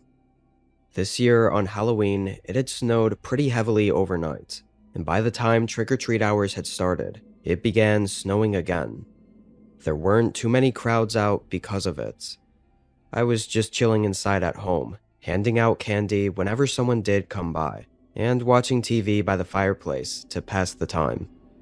All the kids that came by had heavy jackets or coats covering their whole costumes, so the whole Halloween spirit wasn't really hitting too hard this year. As the night went on, the snow started coming down even harder, which sent pretty much all the kids home that were already stubborn enough to still go out in the cold before. 30 minutes went by, with no kids coming to the door. It was around 7 o'clock, and the sun had already set, so I assumed that the trick-or-treating was done for the night. I got up from the living room and started walking over to the door, but immediately was taken aback. The front door was open, swaying in the cold wind that was blowing into the house. I walked over and looked out, not seeing anyone, then closed it. I stood there and thought about it for a second, figuring I probably just didn't fully close it earlier, whenever the last kids came by, and the wind must have pushed it further open. I mean, I knew I didn't lock it, because it was Halloween, and I was constantly opening it anyway. I let it off as nothing to worry about, and went back to the couch. I did open up the curtains by the window, on my way back, just to watch the snow fall. Another few hours went by, as the night got colder and the snow came down even harsher. I had to check the weather a few times to make sure there wasn't some kind of massive blizzard hitting our town. I think it was around 10 that I started to feel tired enough to go to bed, so I turned everything off and went to the kitchen to finish doing some dishes from dinner that I hadn't cleaned up yet. It was just something I did as part of my nightly routine, cleaning up the place before going to sleep. As I was down there putting things away though, I heard what sounded like a creaking noise above me. I literally stopped what I was doing and stared at the blank ceiling, listening to the sound until it quietly faded out. I was kind of in awe for a moment. It sounded just like a door opening, which ironically in the moment I thought sounded way too much like a horror movie to actually be what it was. I finished up downstairs, turned all the lights off, then headed upstairs to go to bed, and check on whatever that sound was that I heard. Honestly, I didn't expect to find anything at all, and didn't really care that much. But when I got to my bedroom, I immediately noticed the closet was open. This changed everything for me, instantly making me unsettled. I put everything together, between the front door being randomly found open, and then this door also suddenly opening. This couldn't be a coincidence. For good measure, I looked into the closet and didn't see anything. I kinda was hoping there would be something obvious to tell me that something was definitely off. I even checked around the room. I just couldn't see how if someone had snuck inside, why weren't there any other signs of them? Like, where the hell were they? And what was the point of sneaking in, if just to open a few doors? I was still feeling really uneasy, so I shut the bedroom door and locked it, while I paced the room and thought about everything. And at some point, when I happened to be facing the door, I saw something. A shadow right under the door. It only took a few seconds to be almost sure that someone was standing right behind it.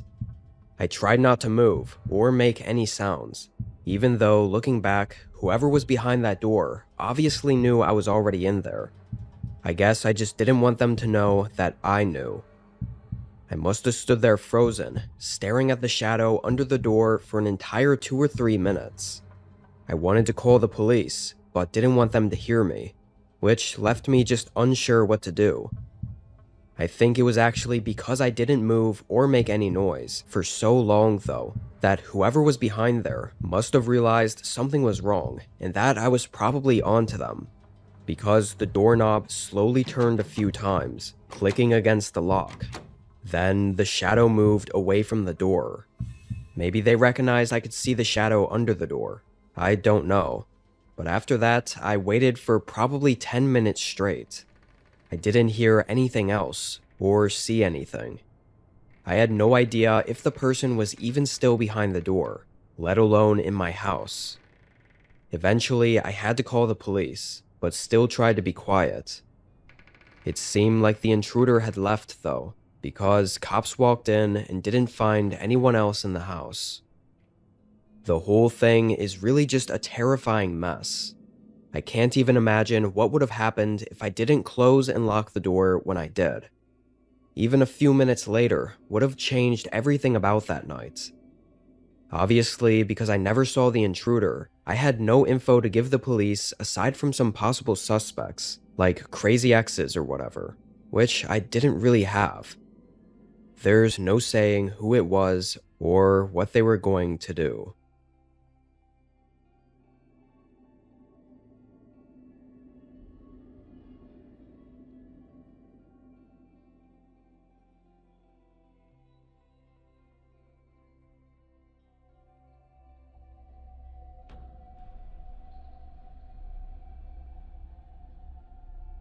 I'm 32 and live in a small home on the countryside.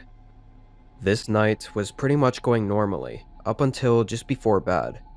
I had this day off and was home all day. I didn't notice anything unusual. Around 9 p.m., I went up to my bedroom and got ready for bed. I was on my phone watching YouTube while trying to fall asleep, when I started to hear something. I paused the video. Faintly, I could hear someone talking outside. At least 2 people, maybe more though. The way they were talking was like they were trying to be quiet, which made it all the more suspicious. And this was actually the first time I've ever had anyone trespass, at least that I know of. I mean, I lived pretty far from other houses, and there were no sidewalks or anything near my house, so anyone walking around this close had to know what they were doing. I sat up in bed and tried to listen to what the guys were saying, but it was still too faint, so I got up and went over to the window. As soon as I stepped up to it, all the voices suddenly stopped talking. A chill ran through my body, knowing this had to mean that whoever was out there could see me. But all I saw was darkness covering the entirety of my property. The thought of all their eyes staring up at me in the window was really unsettling. I quickly backed away. I really hoped this was all just an accident, like they somehow didn't know they happened to walk onto my property. But if that was the case, why didn't they leave when they saw my house? Why did it sound like the voices were walking up closer to the house? I waited a few minutes, then walked up to the window again. But again, I didn't see anything. I then went downstairs and up to basically every window, trying to see anything at all. It was the fear of not knowing what was going on, or where they were, that made it so unsettling.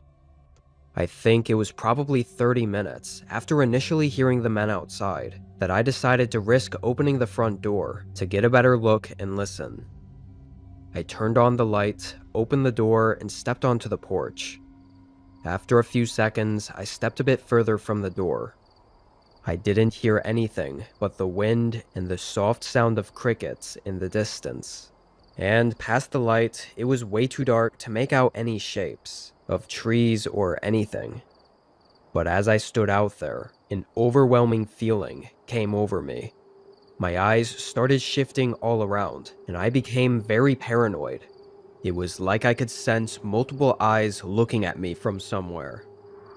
I quickly hurried back inside and locked the door. Probably just a gut feeling, but it felt like something was about to happen. I don't know what, but I didn't want to find out. Once I was inside and with all the doors locked, the feeling faded away, which made me think it really was just a feeling. I grabbed a glass of water and went back upstairs, letting myself calm down and relax before getting back in bed and trying to fall asleep. Took a while, but I did manage to. Had to have been asleep for a few hours, but I was woken up violently by a crashing sound from the hallway just outside my bedroom. I jumped out of bed, heart racing, sprinting up to the door and opening it. I looked into the hallway. There was shattered glass spread all over the floor. Someone had thrown a rock straight through the window that was on the back hallway wall. I genuinely couldn't believe it and stood in shock for several seconds as I processed what this meant. Then I heard the voices again, multiple, all yelling commands at each other, and in between their shouting were heavy slams against the front door. The weight of it shook the whole house. Among the heavy slams, more windows were getting shattered as I went back into the bedroom and locked myself in. I dialed 911. It was while I was still on the call that I heard the terrifying sound of the door crashing open and multiple people running into the house. Their footsteps ran through the bottom floor. I could even hear some of them laughing. The operator on the line said an officer was 5 minutes away, but knowing the group had already broken inside and could probably easily take down the bedroom door, I didn't feel safe waiting. I went up to the window and opened it. Because this place was a ranch home with sloped ceilings, this window gave access to the roof. Obviously, you weren't supposed to get onto the roof from there, as it was incredibly dangerous, but I felt like I didn't have a choice. I crawled out and onto the roof, then closed the window and moved further up to the top. A minute later, the men started banging on the bedroom door. A couple of them yelled to open up, some even using a jokingly friendly voice. It was sickening. Then, it only took a few hits before they bashed it open. Their footsteps scattered around below me. After looking for 30 seconds, I could hear them getting frustrated. They moved through the entire upper floor, probably double-checking every room. After that, I really don't know what was going on. They remained inside the house, though, until police sirens were coming up in the distance. Then the group ran back out of the house and straight into the darkness. I stayed on the roof until officers were inside and able to help me down. I still can't believe I got away from that. A whole group aggressively breaking into my home on the countryside in the middle of the night while I was alone. I can only imagine what they were trying to do. My home was basically trashed, but nothing was really missing, which unfortunately means they definitely were looking for me. I don't know if it was me specifically, or they just happened to choose my house just because, but I don't think I'll ever know.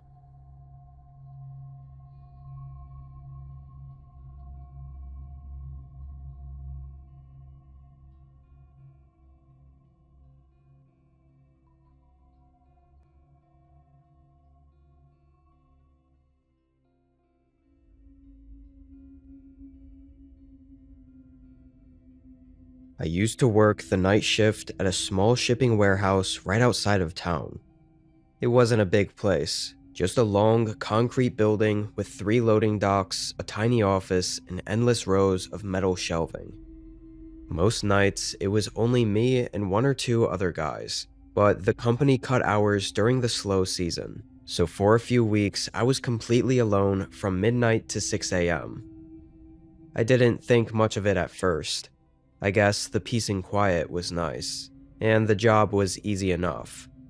I kept my earbuds in most of the night and tried to not think about how quiet it was. Heavy machines that ran all day were silent at night, so even the smallest noise echoed. This night in particular was very quiet. No cars driving on the highway outside or even wind hitting the building. From inside, I could hear the soft sound of crickets in the forest that was just beside the building, because there was nothing to drown out the noise. At some point early in my shift, I put my earbuds in and worked for a good while without stopping. I was in the far back corner, scanning a pallet, when I heard something that made me stop. Footsteps. Light ones. Not hurried or heavy, but almost definitely footsteps. They came from the front of the warehouse, near the office. At first, I thought my boss might have stopped by without texting me, which has happened before, and gave me as good of a scare as you'd imagine. I took my earbuds out and listened again, but now there was nothing. After a minute, I told myself I imagined it, but then just as I started getting back to work, I heard them again. Just a few footsteps, slow and spaced out, like whoever it was wasn't sure where they were going. John? That you? I called out my boss's name, but he didn't call back, and the footsteps seemed to stop too. I walked toward the front, trying to act like I wasn't nervous. The warehouse lights didn't reach the office area that well, leaving that part of the building dim and shadowy. I flipped on the office light and checked inside. I even checked the break room and found nothing. Didn't know what else to do other than shake it off and get back to work. Usually, I didn't get worked up about stuff like this, so I knew either tonight I was just feeling off or something was actually off about the warehouse. Another hour went by, and I'd finished scanning what I needed to, and headed back to the office to log everything and check on a couple of things. Like I said before, the office was kind of in the back corner of the building. I sat down and started doing all the boring computer work of just clicking through things and adjusting the numbers from the scans. I was in there no more than 5 minutes, when for some reason I looked up at the hallway window, the one that overlooked the warehouse floor. Someone was walking between the shelving rows. Just a silhouette, barely visible, but I felt like even from the quick half look I saw, the movement was clearly someone walking. I stood up so fast the chair tipped over, and I shouted hey at them to try to get them to stop. My voice resonated down the warehouse, but after they disappeared out of view behind the shelf, I didn't see anything. I grabbed the nearest thing I could find to defend myself, some old metal tool from the desk, and stepped outside the office. I started slowly walking down, and I kept calling out something along the lines of, "Who's here?" and "You can't be in here," over and over. No matter how hard I tried to fake it, my voice didn't sound confident at all. I moved aisle by aisle, checking corners and even looking behind boxes where a grown adult couldn't possibly be hiding, and yet I still found no one. Eventually, I made it to the far back wall, and every row behind me was empty. I sort of stared at the warehouse with this blank stare, trying to understand this.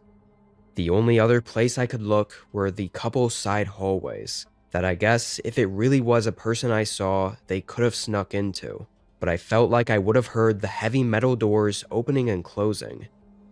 But there was no way I'd be able to get back to work without checking. I opened one of the doors and looked down. This area I hadn't really been to. I think it led to all the managers' offices and stuff like that I had no business ever being in.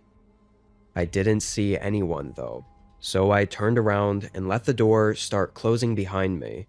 And just when I did, I heard the sound of a door opening from down the corridor. I quickly spun around and grabbed the door before it shut, looking down the hall again. There was a man now, standing right at the end of the corridor.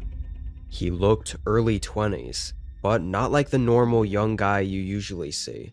He looked disheveled and crazy, eyes wide open enough for me to see them from all the way down at the other end of the hall. I don't know if he was on something or what, but it was horrifying and disturbing the way he looked at me. I called out, asking what he was here for, and telling him he needed to go. The guy didn't even look like he comprehended what I said. I called out again, trying to sound more aggressive, and mentioning that I'd called security, which was a lie, but I hoped it would work. He started taking a few steps forward. I couldn't tell if he was complying with me or just trying to close the distance, so I just stood in the doorway, trying to talk to him still. Think it was when he was about 15 to 20 feet away that I noticed something in his hand. and by the time I looked back up at his eyes, he lifted his arm and hurled it at me. Chucked it with all of his strength, sending it flying right at my head, only missing me by a couple of inches and hitting the door frame beside me. It was a hammer or large metal wrench. The harsh metal echo it made when it hit the door frame felt like it burst my eardrums. I immediately turned and booked it out of there, hearing the guy chase me like his life depended on it. I looked over my shoulder a couple times, seeing him still just 10 to 15 feet behind me, with that horrifying look in his eyes. I made it to the office and locked myself in, hearing him slam his body into the metal door and try opening it. Luckily, this office was solid, only having that metal door and the window, which was the super sturdy kind. Like maybe 4 inches thick of heavy-duty glass that isn't supposed to shatter in a rough work environment. The guy moved around to the window and started ravagely slamming his shoulder into it and punching it. He looked absolutely insane, but he eventually realized he couldn't break in and turned around and just walked away, slowly making his way down to the other end of the building and I'm assuming out the back door. I was already using the office phone to contact the police by this point, but it took forever for them to get to the warehouse, so the guy really could have been anywhere by this point. This wasn't some fancy new warehouse either, so the cameras were awful. It showed us the guy breaking into one of the doors and walking around, almost stalking me during my whole shift, but there were no clear views of his face to identify him with. Wasn't any way to know why he broke in or was trying to attack me either. I stayed at that job for a while afterward, and the event almost started to not even feel real because of how crazy it was. Eventually though, I did leave and get a similar gig somewhere else, figuring it wasn't worth hanging around with the chance the guy could come back looking for me.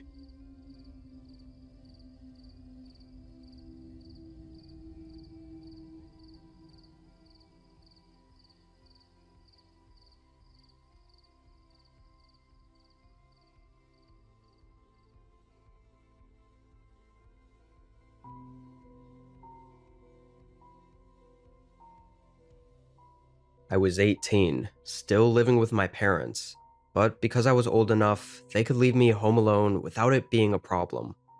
This was one of the times where my parents were gone for I think a couple of days. Our home wasn't anything special, really just a typical neighborhood home in the suburbs. And as far as these sort of days go, I usually just sat around the house and watched TV or played video games. I didn't have my own car, so unless I felt like walking 30 minutes for some fast food, I had no reason to leave the house. In the morning, I pretty much just stayed in bed for a few hours watching TV, then finally got up to start my day, heading downstairs to the kitchen. Almost as soon as I got downstairs and started making breakfast, my friend sent me a text. I assumed he was just waiting for me to get online, so I finished making breakfast before even checking it. But when I did finally open it, I was a little confused. He said, "Who's the guy outside your house?" I genuinely was caught off guard by that. I responded, "What?" and went to the front window to look, but nobody was out there. No cars, no people, just an empty, quiet neighborhood. My friend's house was directly across from mine, and I didn't see him in the window or anything, so I was confused. After a minute, I decided to just call him, figuring it was some stupid joke he was trying to pull. He was the kind of friend to say stupid stuff like this sometimes, to mess with me. But this time, I really didn't see where the joke in it was. He answered, and didn't even try to play it as a joke. He was serious, saying he actually saw some guy outside my house that he'd never seen before. And the only reason he even mentioned it was because the guy seemed like he was trying to look into the windows. That was super weird, but neither of us could figure out who it was or what he was doing. And with him not there anymore, we kind of just moved on from it and hopped on a Discord call to play video games for a few hours. I only went downstairs once during that time to refill my water, and I did a quick look out the window again, not seeing anyone. We were online until probably 5 or 6 before getting off the call. All I remember was that it was already dark outside, and I realized how much time had passed. I got up and went downstairs. I started making a quick dinner, unsure how I'd spend the rest of my night. Probably just watch TV in my room. But while I was in the kitchen cooking, I saw a shadow move or flicker on the wall in front of me. I immediately turned around. I saw nothing, no movement or anything in the living room that could have moved, until I saw the window. I walked up to it and looked out. It was dark and still. I didn't see anyone. The image of someone possibly staring at me from outside gave me chills though, but I thought I was probably just on edge. I mean, the shadow I saw could have been a car passing by or something. I was sure it was nothing to worry about. I finished making dinner and went upstairs to my room to eat, then laid in bed and watched TV. I was up there for at least an hour, maybe a little more, just zoning out and half watching whatever was on. At some point, as it got later and darker in my room, I realized I hadn't turned on any of the lights upstairs. It was just the TV lighting up my room, and I kept finding my eyes shifting and looking at the crack under the bedroom door, seeing it was completely dark in the hallway outside my room. Usually that would never bother me, but this night it just felt off. Eventually I paused the show and decided to get up and grab a snack from downstairs, though it was more of an excuse to go around and turn all the lights on as well, and hopefully shake whatever feeling I had. As soon as I opened my bedroom door though, the feeling grew worse. It felt like the house was too quiet, and the hallway was eerily dark. I flicked on the light, seeing it was just an empty hallway, and feeling silly or almost annoyed with myself for being creeped out. I headed downstairs. Before getting a snack, I checked out the windows. This paranoia I was feeling wasn't something I think I'd ever felt before, at least not to this degree. I even left all the lights on downstairs, knowing that I wasn't planning on coming back down before bed, just so I didn't have to think about it being pitch black down there. I started going back upstairs, but on my way up the steps, I paused. I thought I'd heard what sort of sounded like my footsteps resonating through the house, but it didn't quite sound right, and I'd never heard the house echo sounds like that before. I took a few steps down and then back up, and it didn't make the same sound. I stood there unsure for a moment, replaying what I'd heard over and over in my head. I felt my eyes get wider and my heart begin racing before I bolted up the stairs and into my room, locking the door shut and calling the police. I was 99% sure that what I'd heard was someone else's footsteps in the house matching mine, almost like they were mimicking me walking so that I wouldn't hear them coming up behind me. When I was standing on the stairs thinking about it, I realized that was exactly what it sounded like. After the police were on the way, I called my friend, asking if he saw anything. He said no, but went to the front window while we were on call, trying to look around. It was a couple minutes later, he suddenly said, "Oh shit," and saw some guy leaving out of the window on the side of my house and running into the trees. He said it looked like the same guy he saw before. I couldn't even speak for a minute, terrified of how right I was about my paranoid feeling of not being alone.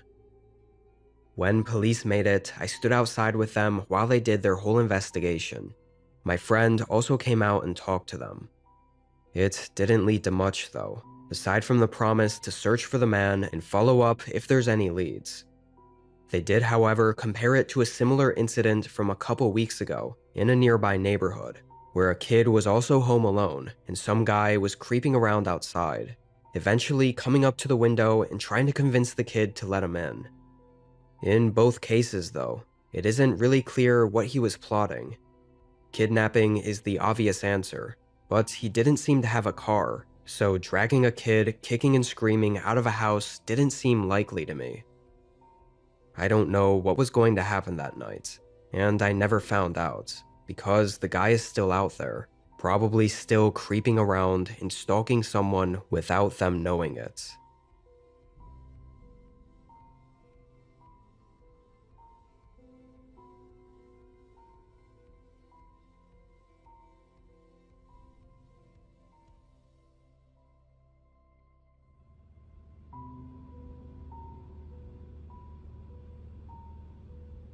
I was on a road trip across the states to meet up with my family and a couple of friends on the West Coast.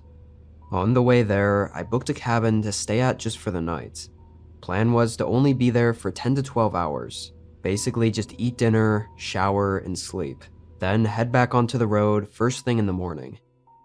When I arrived, I'd been on the road for 9 hours already and was very tired. The cabin was a lot more isolated than I thought, though. It could have just looked that way because it was in the middle of the night and in the woods, but it definitely wasn't what I expected. I think I was expecting it to be part of a whole row or cluster of other cabins that people also rented out, but it wasn't. It just sat alone. I parked in the gravel in front of the cabin and headed inside. Oddly, the front door didn't match the rest of the cabin. It wasn't an issue by any means, but it was just very noticeable, and I thought it was a weird decision. It was a modern, heavy door, while the rest of the cabin was all wooden and old. Anyway, this cabin was just a single room, with a bed, kitchenette, couch, and TV all crammed into the small space. It had a very old-timey feel. I wasted no time getting dinner ready, eating, and then getting ready for bed. I was pretty tired, so I passed out really fast. But I think only an hour or so after I'd fallen asleep, I woke up. Not to a noise, but a feeling. I know it sounds crazy, but when I woke up, I just felt really uneasy for some reason. I sat up and just listened for a moment to make sure it wasn't anything I heard, but the cabin was silent. Still unsure, I peeked out the window next to me. I didn't expect to see anything, but when I looked out, I could immediately see something moving in the woods. It took me a few seconds to really tell what it was, but by the way the figure moved, I was pretty sure it was a person. What the hell were they doing out here? I'm not exaggerating when I say it was pitch black outside. The forest was dense, and no light from the moon or stars was coming down. I could only watch them for 30 seconds before they were completely out of view. I stayed by the window for a bit, waiting to see if they appeared again, but after 5 minutes, I laid back down. Tomorrow was going to be a long day of driving. I tried to close my eyes and drift back into sleep, but I was probably laying there for 40 minutes, still eyes closed and not being able to sleep, before I heard something outside the cabin. There wasn't enough time to even comprehend what it was before a knock came at the door. Again, this whole cabin was one room, so the door they were knocking on was literally just a couple feet from me, and there was nowhere else to hide or exit from. I jumped up from the bed. My head was spinning. I don't think I'd been that scared in my entire life. Then, a man's voice yelled from the other side of the door, "Hey, open up. Open the door now. I know you're in there. Open the fucking door." His voice was aggressive and angry, and only had me even more horrified. I didn't know whether to respond or what to do. They clearly knew I was inside. I mean, even my car was out front, practically giving it away. I got my phone and dialed 911. It took a minute for the call to go through. I think my phone had no service, so it was trying to use data, and it was just struggling. But when it got through, I got online with an operator who said an officer was on the way. The guy outside the cabin was still hitting the door. Honestly, I couldn't tell if he was just banging on the door or actively trying to break the door down. He never got in, though. After a minute or two, I heard him leave the porch. Then I heard glass shattering, which I knew was from my car. When cops pulled up, he wasn't there. There were some clear indicators that he ran back into the woods. But obviously, they weren't just going to run in there and look for him, at least not in the middle of the night. But when the owner of the cabin was contacted, things got a little weird. He admitted that a previous resident had a similar incident, but they never contacted the police about it. Apparently, someone came knocking on the door in the middle of the night and was yelling at them. The next morning, after the one staying there had left, the owner found the door bashed open, like broken into with a sledgehammer or something. I guess the owner thought if he reported it, word would get out and nobody would want to stay there, so he kept it on the low and just replaced the door with something heavier and more sturdy. Really weird. I don't know how to feel about that. End of the day though, I was just glad to get out of there and go see my family and friends. Maybe I could have done more about it, but I just wanted it to be over with. What that man came to the cabin to do will be something I continue to think about likely for the rest of my life.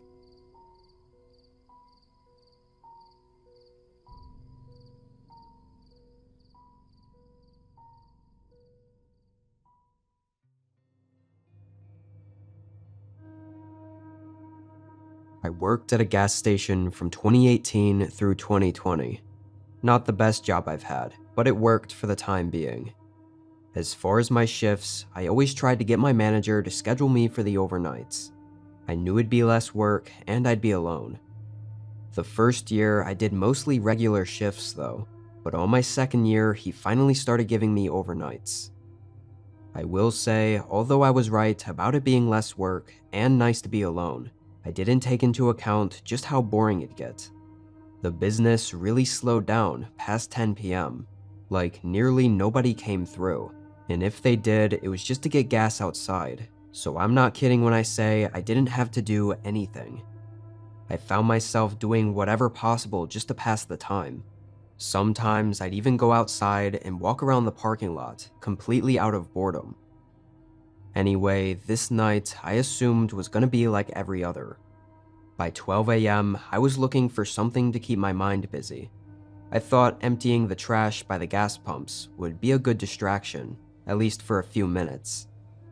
I grabbed some trash bags and headed out there, emptying a couple of garbage cans and heading around to the back of the building to toss them in the dumpster. When I tossed them in, I nearly had a heart attack. There was a guy standing right behind it. I didn't notice him when I was walking up. Oh, sorry. I didn't see you there. I said nervously, mostly just embarrassed that I got jump scared and not yet fully processing it.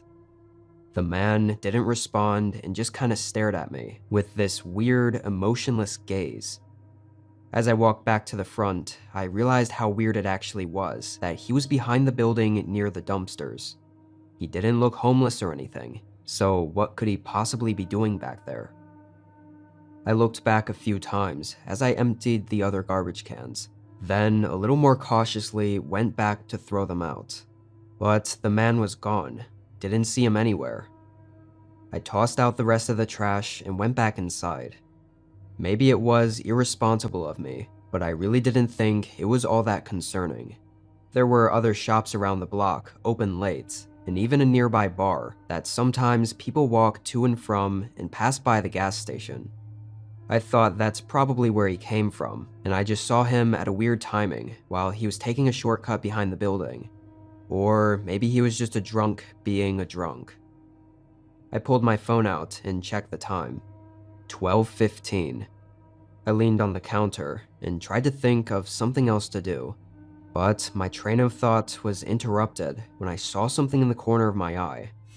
I looked over toward the doorway that went into the back room. I swear I saw something move. I didn't immediately get scared because I very quickly assumed it was just me being tired and seeing things, but with nothing to do, I thought I might as well check on it. I began walking over, sort of leaning my head to the right to look around the corner of the doorway as I approached. The lights were off in that room, but right when I got into the doorway, I saw someone standing really close to the wall, like they were hiding and waiting for me to come in. As soon as I saw them and stopped, they came around the corner. It was that same man from behind the building, but he had the most disturbing expression on his face that I have yet to even get the image out of my head. It was a mix of rage and insanity. I barely had the chance to see the knife in his hand before he swung it toward me. My reactions took over and I jumped backward, hitting one of the shelves behind me before booking it out of the store. I ran pretty far away, then called 911. As I was standing out on the street, I couldn't really see whether the guy left the store or not, as it was pretty foggy out that night. Of course, though, the man was gone when cops arrived. My best guess is that he was actually a crazy homeless man, despite his looks, and probably hoping to end me and take whatever he needed from the store. He also could have just been absolutely insane and had an urge to do something horrible that night without ever being provoked. Who really knows? I quit a while after that and never heard anything about it since.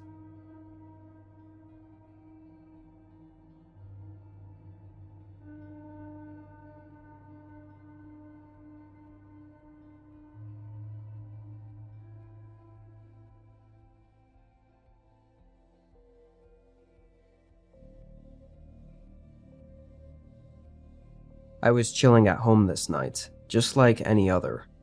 There really wasn't anything interesting going on. I was just enjoying my time sitting on the couch and watching TV, staying up late to take advantage of the long weekend. I guess I should mention I lived alone in a typical suburban home. I had a pretty nasty breakup a few months prior, and after it was all said and done, I decided to keep the house rather than sell it. But that's a story for another day. It was around 10 or 11 p.m., and I was sipping on a nice cold can of Budweiser when a sound came from out of nowhere.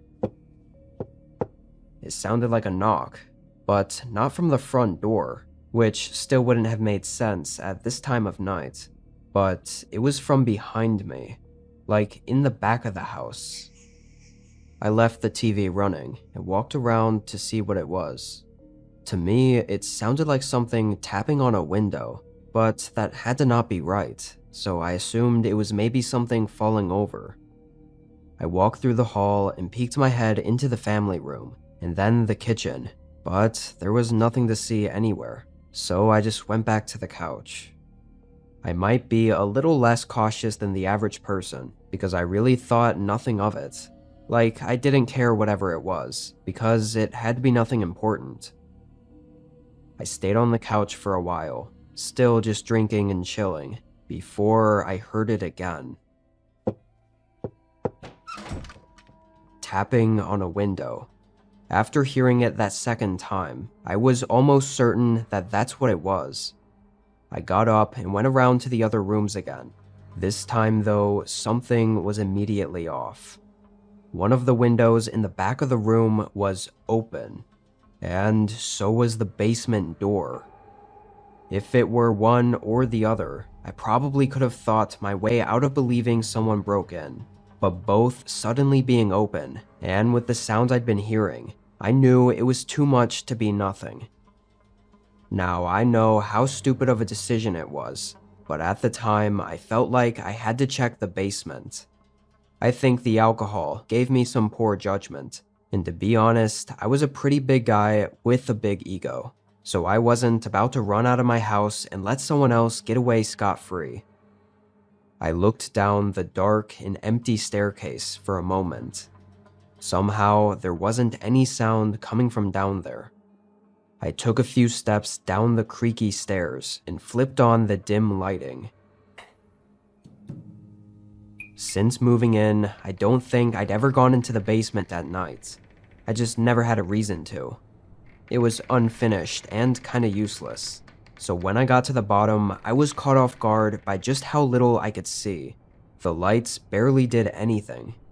There were dark corners all over that anyone could be hiding in, and that's when the fear really started kicking in. I sobered up real fast, and I got the hell out of that basement. I closed the door behind me and moved the nearest large piece of furniture to block it.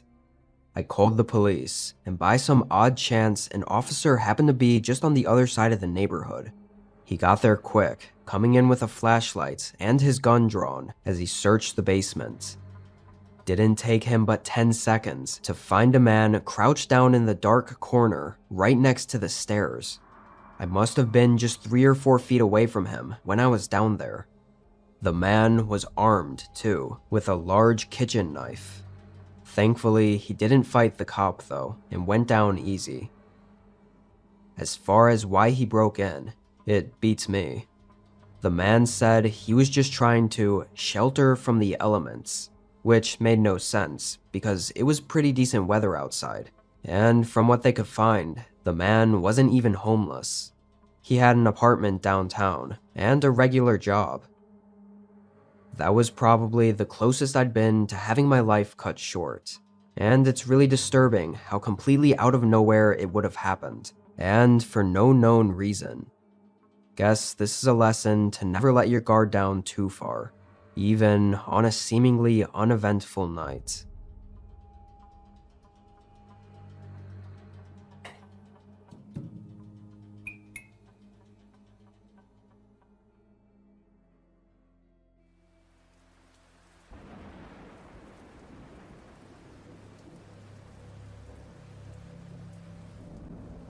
This had to be only 5 or 6 weeks ago. It was spring and raining quite a bit, so I spent a lot of my time at home, inside and away from the rain. I had some papers to get done for work, so this night I was hanging out at my desk in the living room, working on my laptop. I was really tired, and even with coffee next to me, it didn't keep my eyes from feeling heavy. Every couple of minutes, I'd lean back in my chair, stretch, and rub my eyes to refresh myself before getting back to work. However, one of the times that I leaned back, I saw something next to me. I nearly jolted out of my chair. There was a face outside the window, directly across the room. Even more creepy, the guy was staring at me, and didn't even flinch when I saw him. He was just standing there, face pressed into the window, smiling at me. I stood up and stared back at him, still in shock of seeing him there. Before I even said anything, they moved away from the window. I wasn't exactly a professional in being stared at through a window, so I didn't know what to do about it. I had never even seen the guy before in my entire life. Eventually, I walked up and looked out, but whoever that was gone. I could see their footprints in the mud, going through my yard and into the trees. I backed up and kind of just stood in the middle of the room for a moment to collect myself. I thought maybe if I just made sure they were gone, then I'd be able to continue my night without freaking out too much. I quickly threw on my rain jacket and opened the front door, turning on the outdoor lights and stepping outside. It wasn't raining too bad, so I could see decently well. I walked over to the window he was standing under. It was kind of weird seeing the inside of my house from there. I could see my desk I was sitting at, and the whole room, perfectly lit up. It was just a little unsettling seeing it from that perspective, knowing someone was just staring at me from here. It gave me chills. I looked back down at the footprints in the mud and decided to follow them for a little bit. Replaying all of this now, I know this was dumb. I don't know what I was thinking. I followed the prints just up to where the trees started getting denser before I noticed something. They were facing toward my house. This was where they came from, which meant there wasn't any signs of them leaving. My heart rate picked up as I was figuring this all out. I turned around, now getting really scared and wanting to run back inside. But when I faced the window again, a person was now standing inside my home, looking out at me. I didn't skip a beat, running down to the road and banging on my neighbor's door. They woke up and let me in, calling the police for me. No one was there when they got there, but they found the back door was forced open, which likely happened just as I went outside to look for them.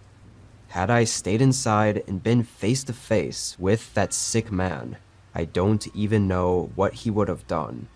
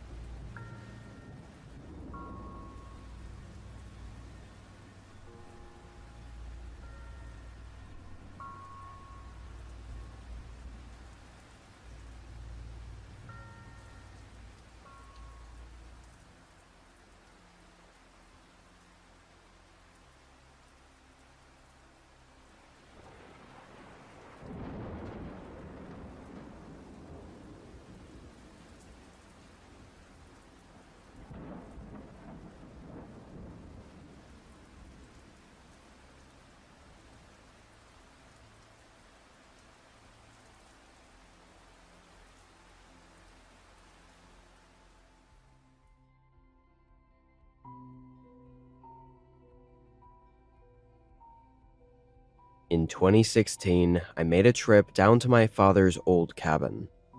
It was 6 hours away in the woods outside of the hometown he grew up in, which was no longer even a town. Just an abandoned row of old buildings and stores along a deserted road. We'd never really go to his cabin because he said there wasn't much of a reason to once the town was gone. But after he passed away, I figured it'd be nice to take a trip down there to visit the home he once built. I knew it'd be in real bad shape, and I wanted to do some restorations on it as best I could, just to keep it standing and preserve it for as long as possible. If anything, I hoped the trip would clear my mind a little and give me some peace and quiet. I drove there, arriving at the town and parking my car behind one of the abandoned gas station buildings, then walked on the thin, rugged, winding trail 2 miles up to the cabin. I had all my backpacking gear, and brought along the tools I'd need for the job. There was a part of me that knew it might have toppled already, so I was prepared to camp the night in a tent if I had to. Luckily, after making the long trek through the woods though, I found the cabin still standing. It was in a small clearing in the trees, just a basic rectangular log cabin with vines and greenery growing up the outer walls. When I walked in, I noticed there were no locks on the door, and found the interior to be in pretty awful shape. Trash scattered everywhere, and a musty, unpleasant smell filling the room. It was clear that at some point, someone realized this place wasn't in use, and probably had stayed here, maybe for a while, although it seemed it wasn't recent. No signs of anything being there for a couple years or so. I moved what I could into the corner of the room, making a flat space to put my stuff, and with the sun already setting, I unrolled my sleeping bag and just settled in. I should mention, although I didn't hear or see anything that night, I couldn't sleep for any longer than 30 minutes at a time before waking up with a strange, disturbing feeling. It made for a really bad night. I got up at sunrise, groggy and wondering if this whole trip was a mistake. I used my little camping stove to brew up a coffee, then took a walk through the woods to clear my head. It was still kind of dark, the sun only barely peeking out through the trees. A little ways in, I found an overlook, sort of a hill where I could see above the tree line. Thought it'd be a great place to watch the sunrise, but I found something else. I could see the abandoned town from up there. It was very far away, but there was a light.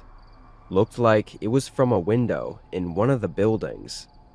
I couldn't tell from that distance if it was from a house or a store, and it turned off suddenly a minute later. It made me worry a bit about my car, but mostly I was just surprised anyone else was around here.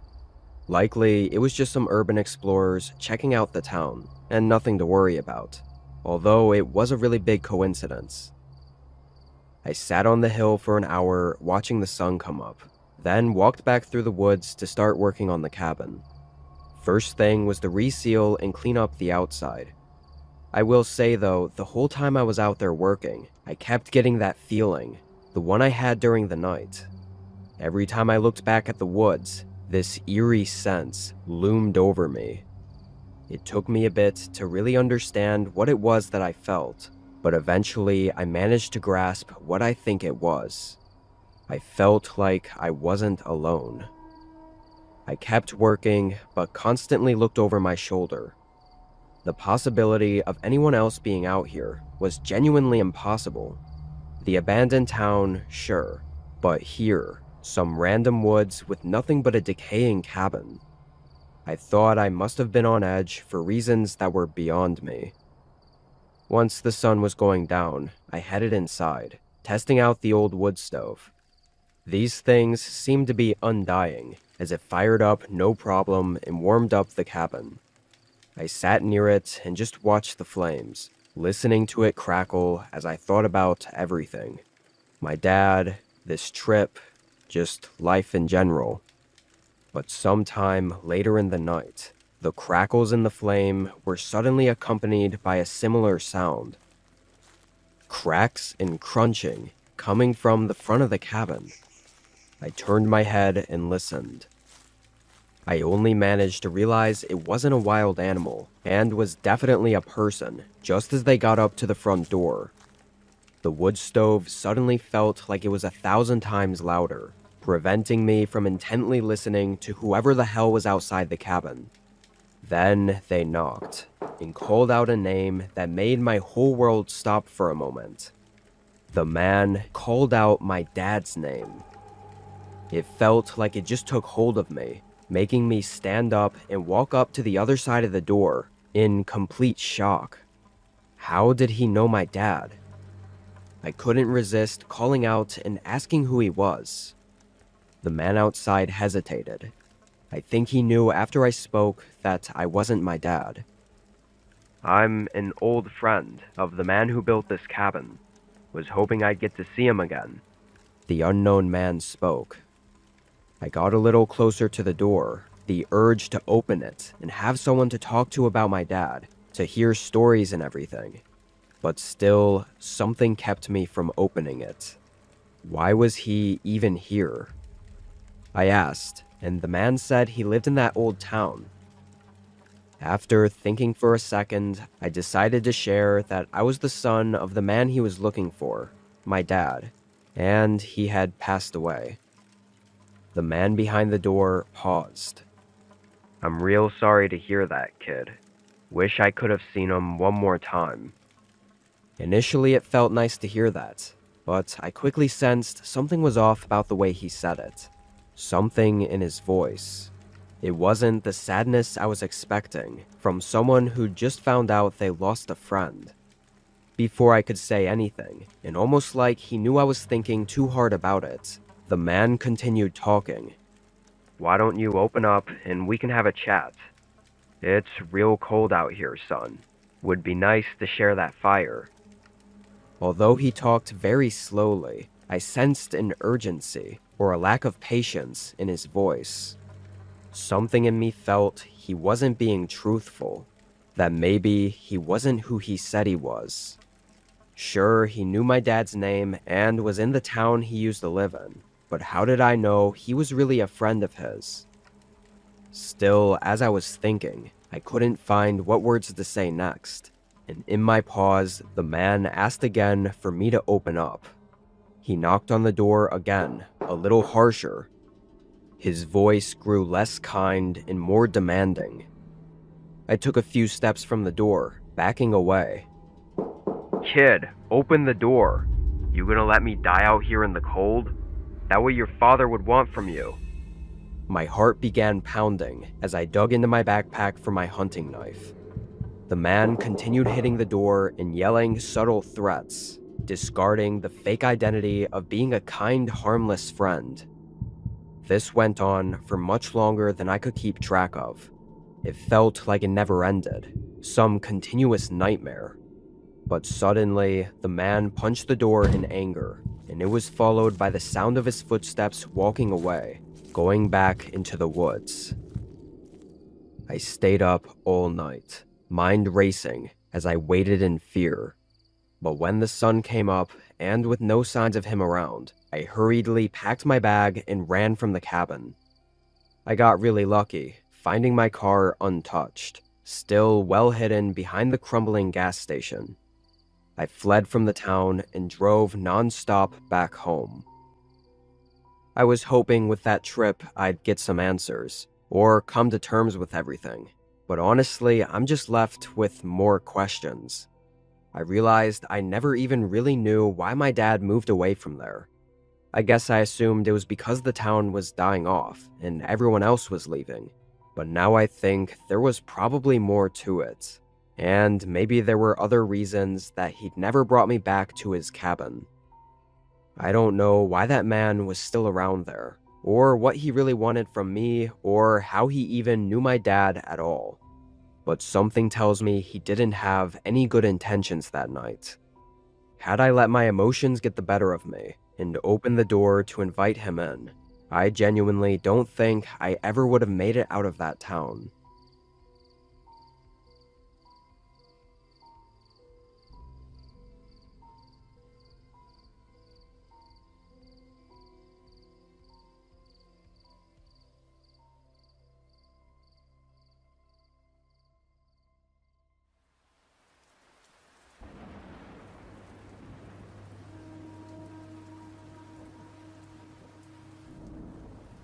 I'd gotten home from work at 9:30 this night and made a quick bowl of cereal for dinner, then went right to my room where my gaming setup was to stay up late and game with the boys.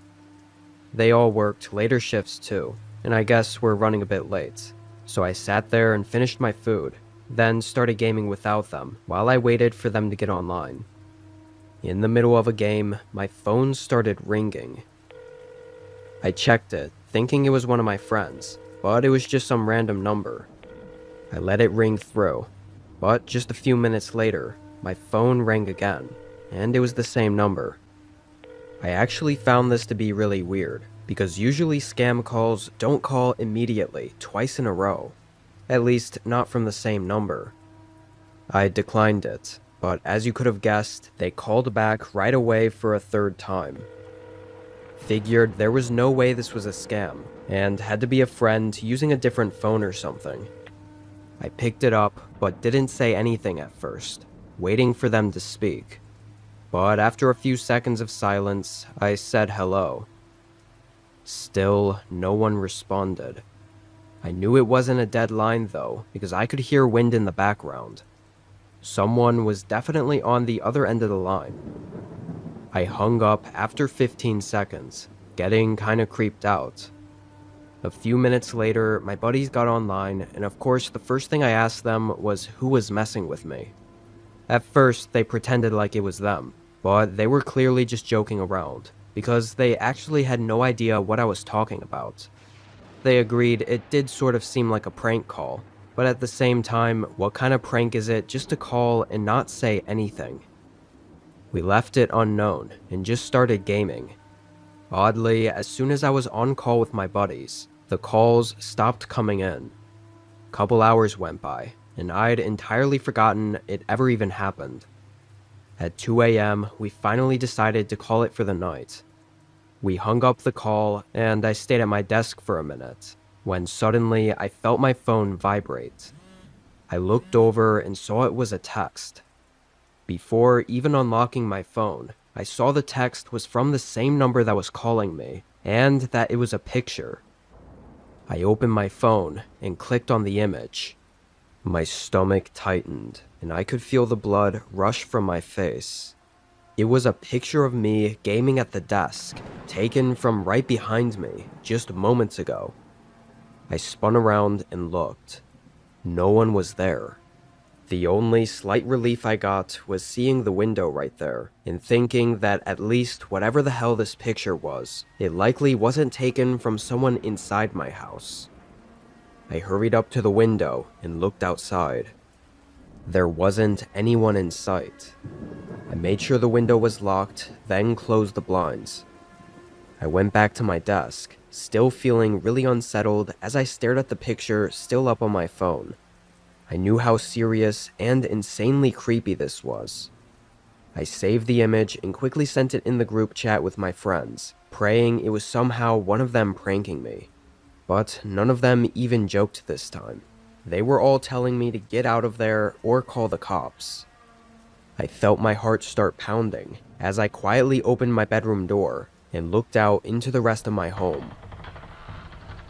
It was real quiet. For some reason, I really wanted to check the rest of the house and make sure the whole place was secure before calling the police, just in case I was in immediate danger. But I barely even made it down the hallway before looking around the corner and seeing the front door. It was wide open. I don't know how, but somehow it was like I knew that someone was just around the corner from me, and I instantly sprinted back to my room and locked the door.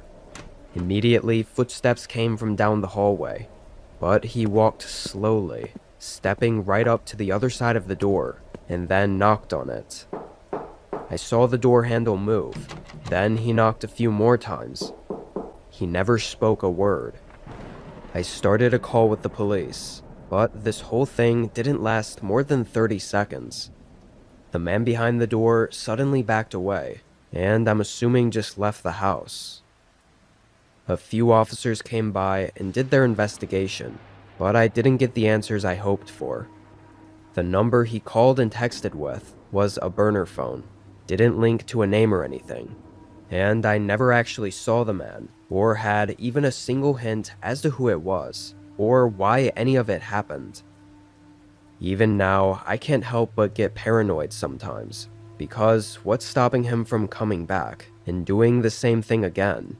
Or something even worse.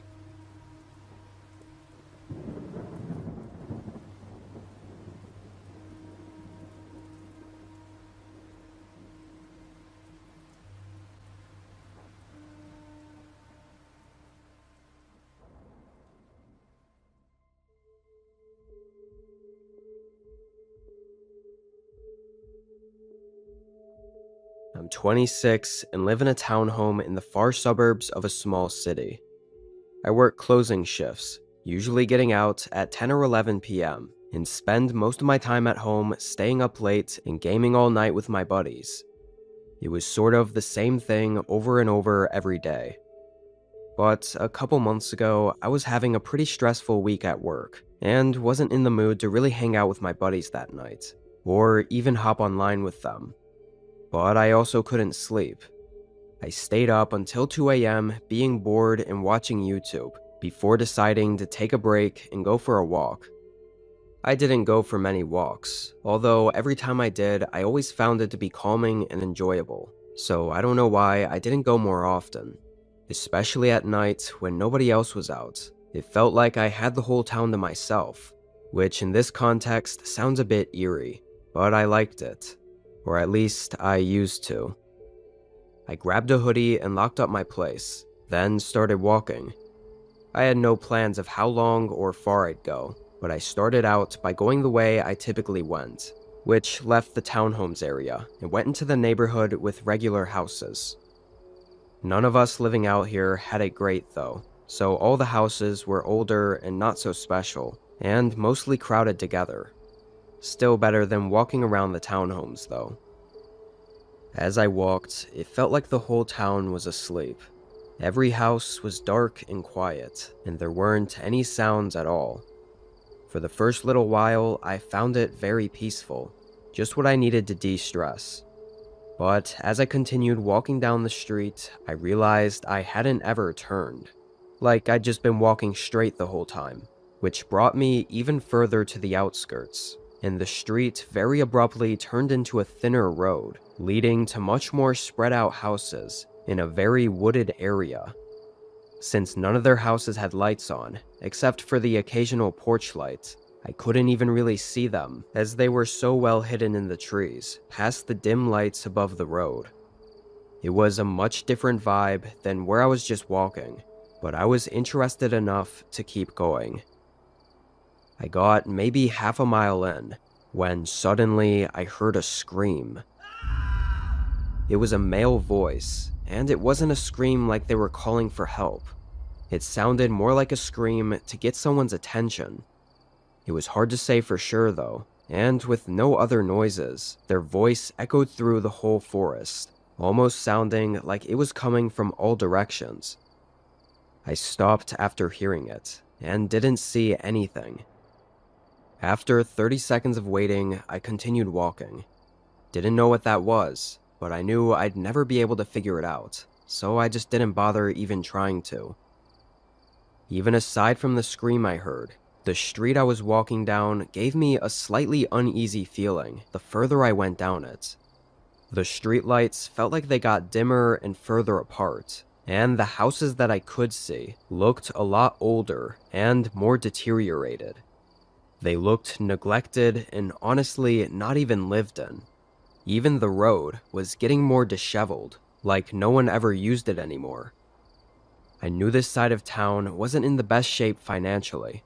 I mean, even I was broke, like everyone else, but I didn't know this section existed.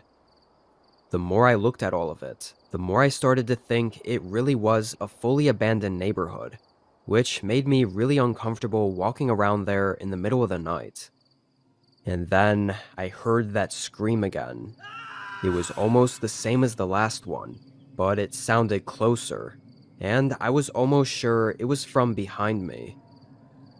I stopped and turned around. The streetlights barely lighting up the road I just came from, and the lack of any other sounds, made me really unsettled. Every little movement in the dark would make me think it was someone out there. I knew in the moment I was getting paranoid, and I should just leave. I didn't know how far the road continued, or where it led to, or if it even looped back to my neighborhood, so I knew it would be best just to go back the way I came from. The only problem was whatever the screaming was that I kept hearing. Still, I turned back. My eyes stayed locked on the road as I walked quickly, trying to get out of the wooded area as fast as possible. I made it a couple minutes down before I suddenly heard the scream again, but it was behind me, just where I came from. Whoever it was, I must have walked past them, which means they must have been hiding in the woods. When I turned and looked, I saw a man on the road. He was wearing all black or dark clothes and was walking toward me. I only looked for a second before turning and continuing to hurry down the road. Something about all this wasn't adding up, and if I just stood there and looked at him for too long, I had a feeling something really bad could end up happening. I turned to look several times after that, and despite seeing him walking toward me before, every other time I looked, he wasn't there. Begged the question of where the hell did he go? Maybe he saw me and turned around himself, not wanting to look like he was following me. I thought it'd make sense considering the sort of creepy area we were in. Whatever was going on, I didn't care to stay and find out. I moved quickly, finally making it out of that strange area and back to where all the homes were. It wasn't all that comforting though, still feeling the eerie sense of being alone. Or maybe it was the feeling that I wasn't alone. I eventually made it back to my townhouse. I don't know if that walk was the stress reliever I was hoping for, but I was just glad to be away from that creepy area, and whoever was screaming out there. I went to the kitchen and got some water and a snack, then sat at the table for a minute to catch my breath. And that's when I heard a shuffling sound outside the front door, and then a sudden heavy knock. I instantly got up from the table and as quietly as possible walked up to the front door. I first put my ear against it to listen, then I looked out. I didn't have my porch light on, so it was basically pitch black, and all I could see was a dark figure standing there. After a few seconds, I thought I could make out that they were for sure wearing dark clothing, and so I was nearly positive it was the same guy I saw for a moment during my walk. He'd followed me home. I got my phone out and backed away as I called 911, trying not to speak too loud. Honestly, I wanted the guy to stay out there long enough for the cops to make it, and that way hopefully I'd get some answers. Because now I was really starting to question the screams that I'd been hearing out in the woods. The man outside the door knocked 5 or 6 times while I was on the phone before it went quiet, and eventually I went back to the door and looked, and he was gone. When the officers showed up, they asked questions and stuff, but nothing came of it. I mentioned the screams, and although they thought it was strange, they didn't dig any deeper into it. I don't think I slept at all that night, and while that was mostly the end of everything eventful, over the course of the next month, I kept waking up to knocks at the front door. Loud, disturbing knocks. But by the time I could get down there and look, nobody was ever there. It's been a while since his last visit, but I still feel a bit paranoid. I don't know what was going on in that wooded area, who was screaming, or what the man wanted. All I can say is I know in my gut that I was close to being part of something really awful that night.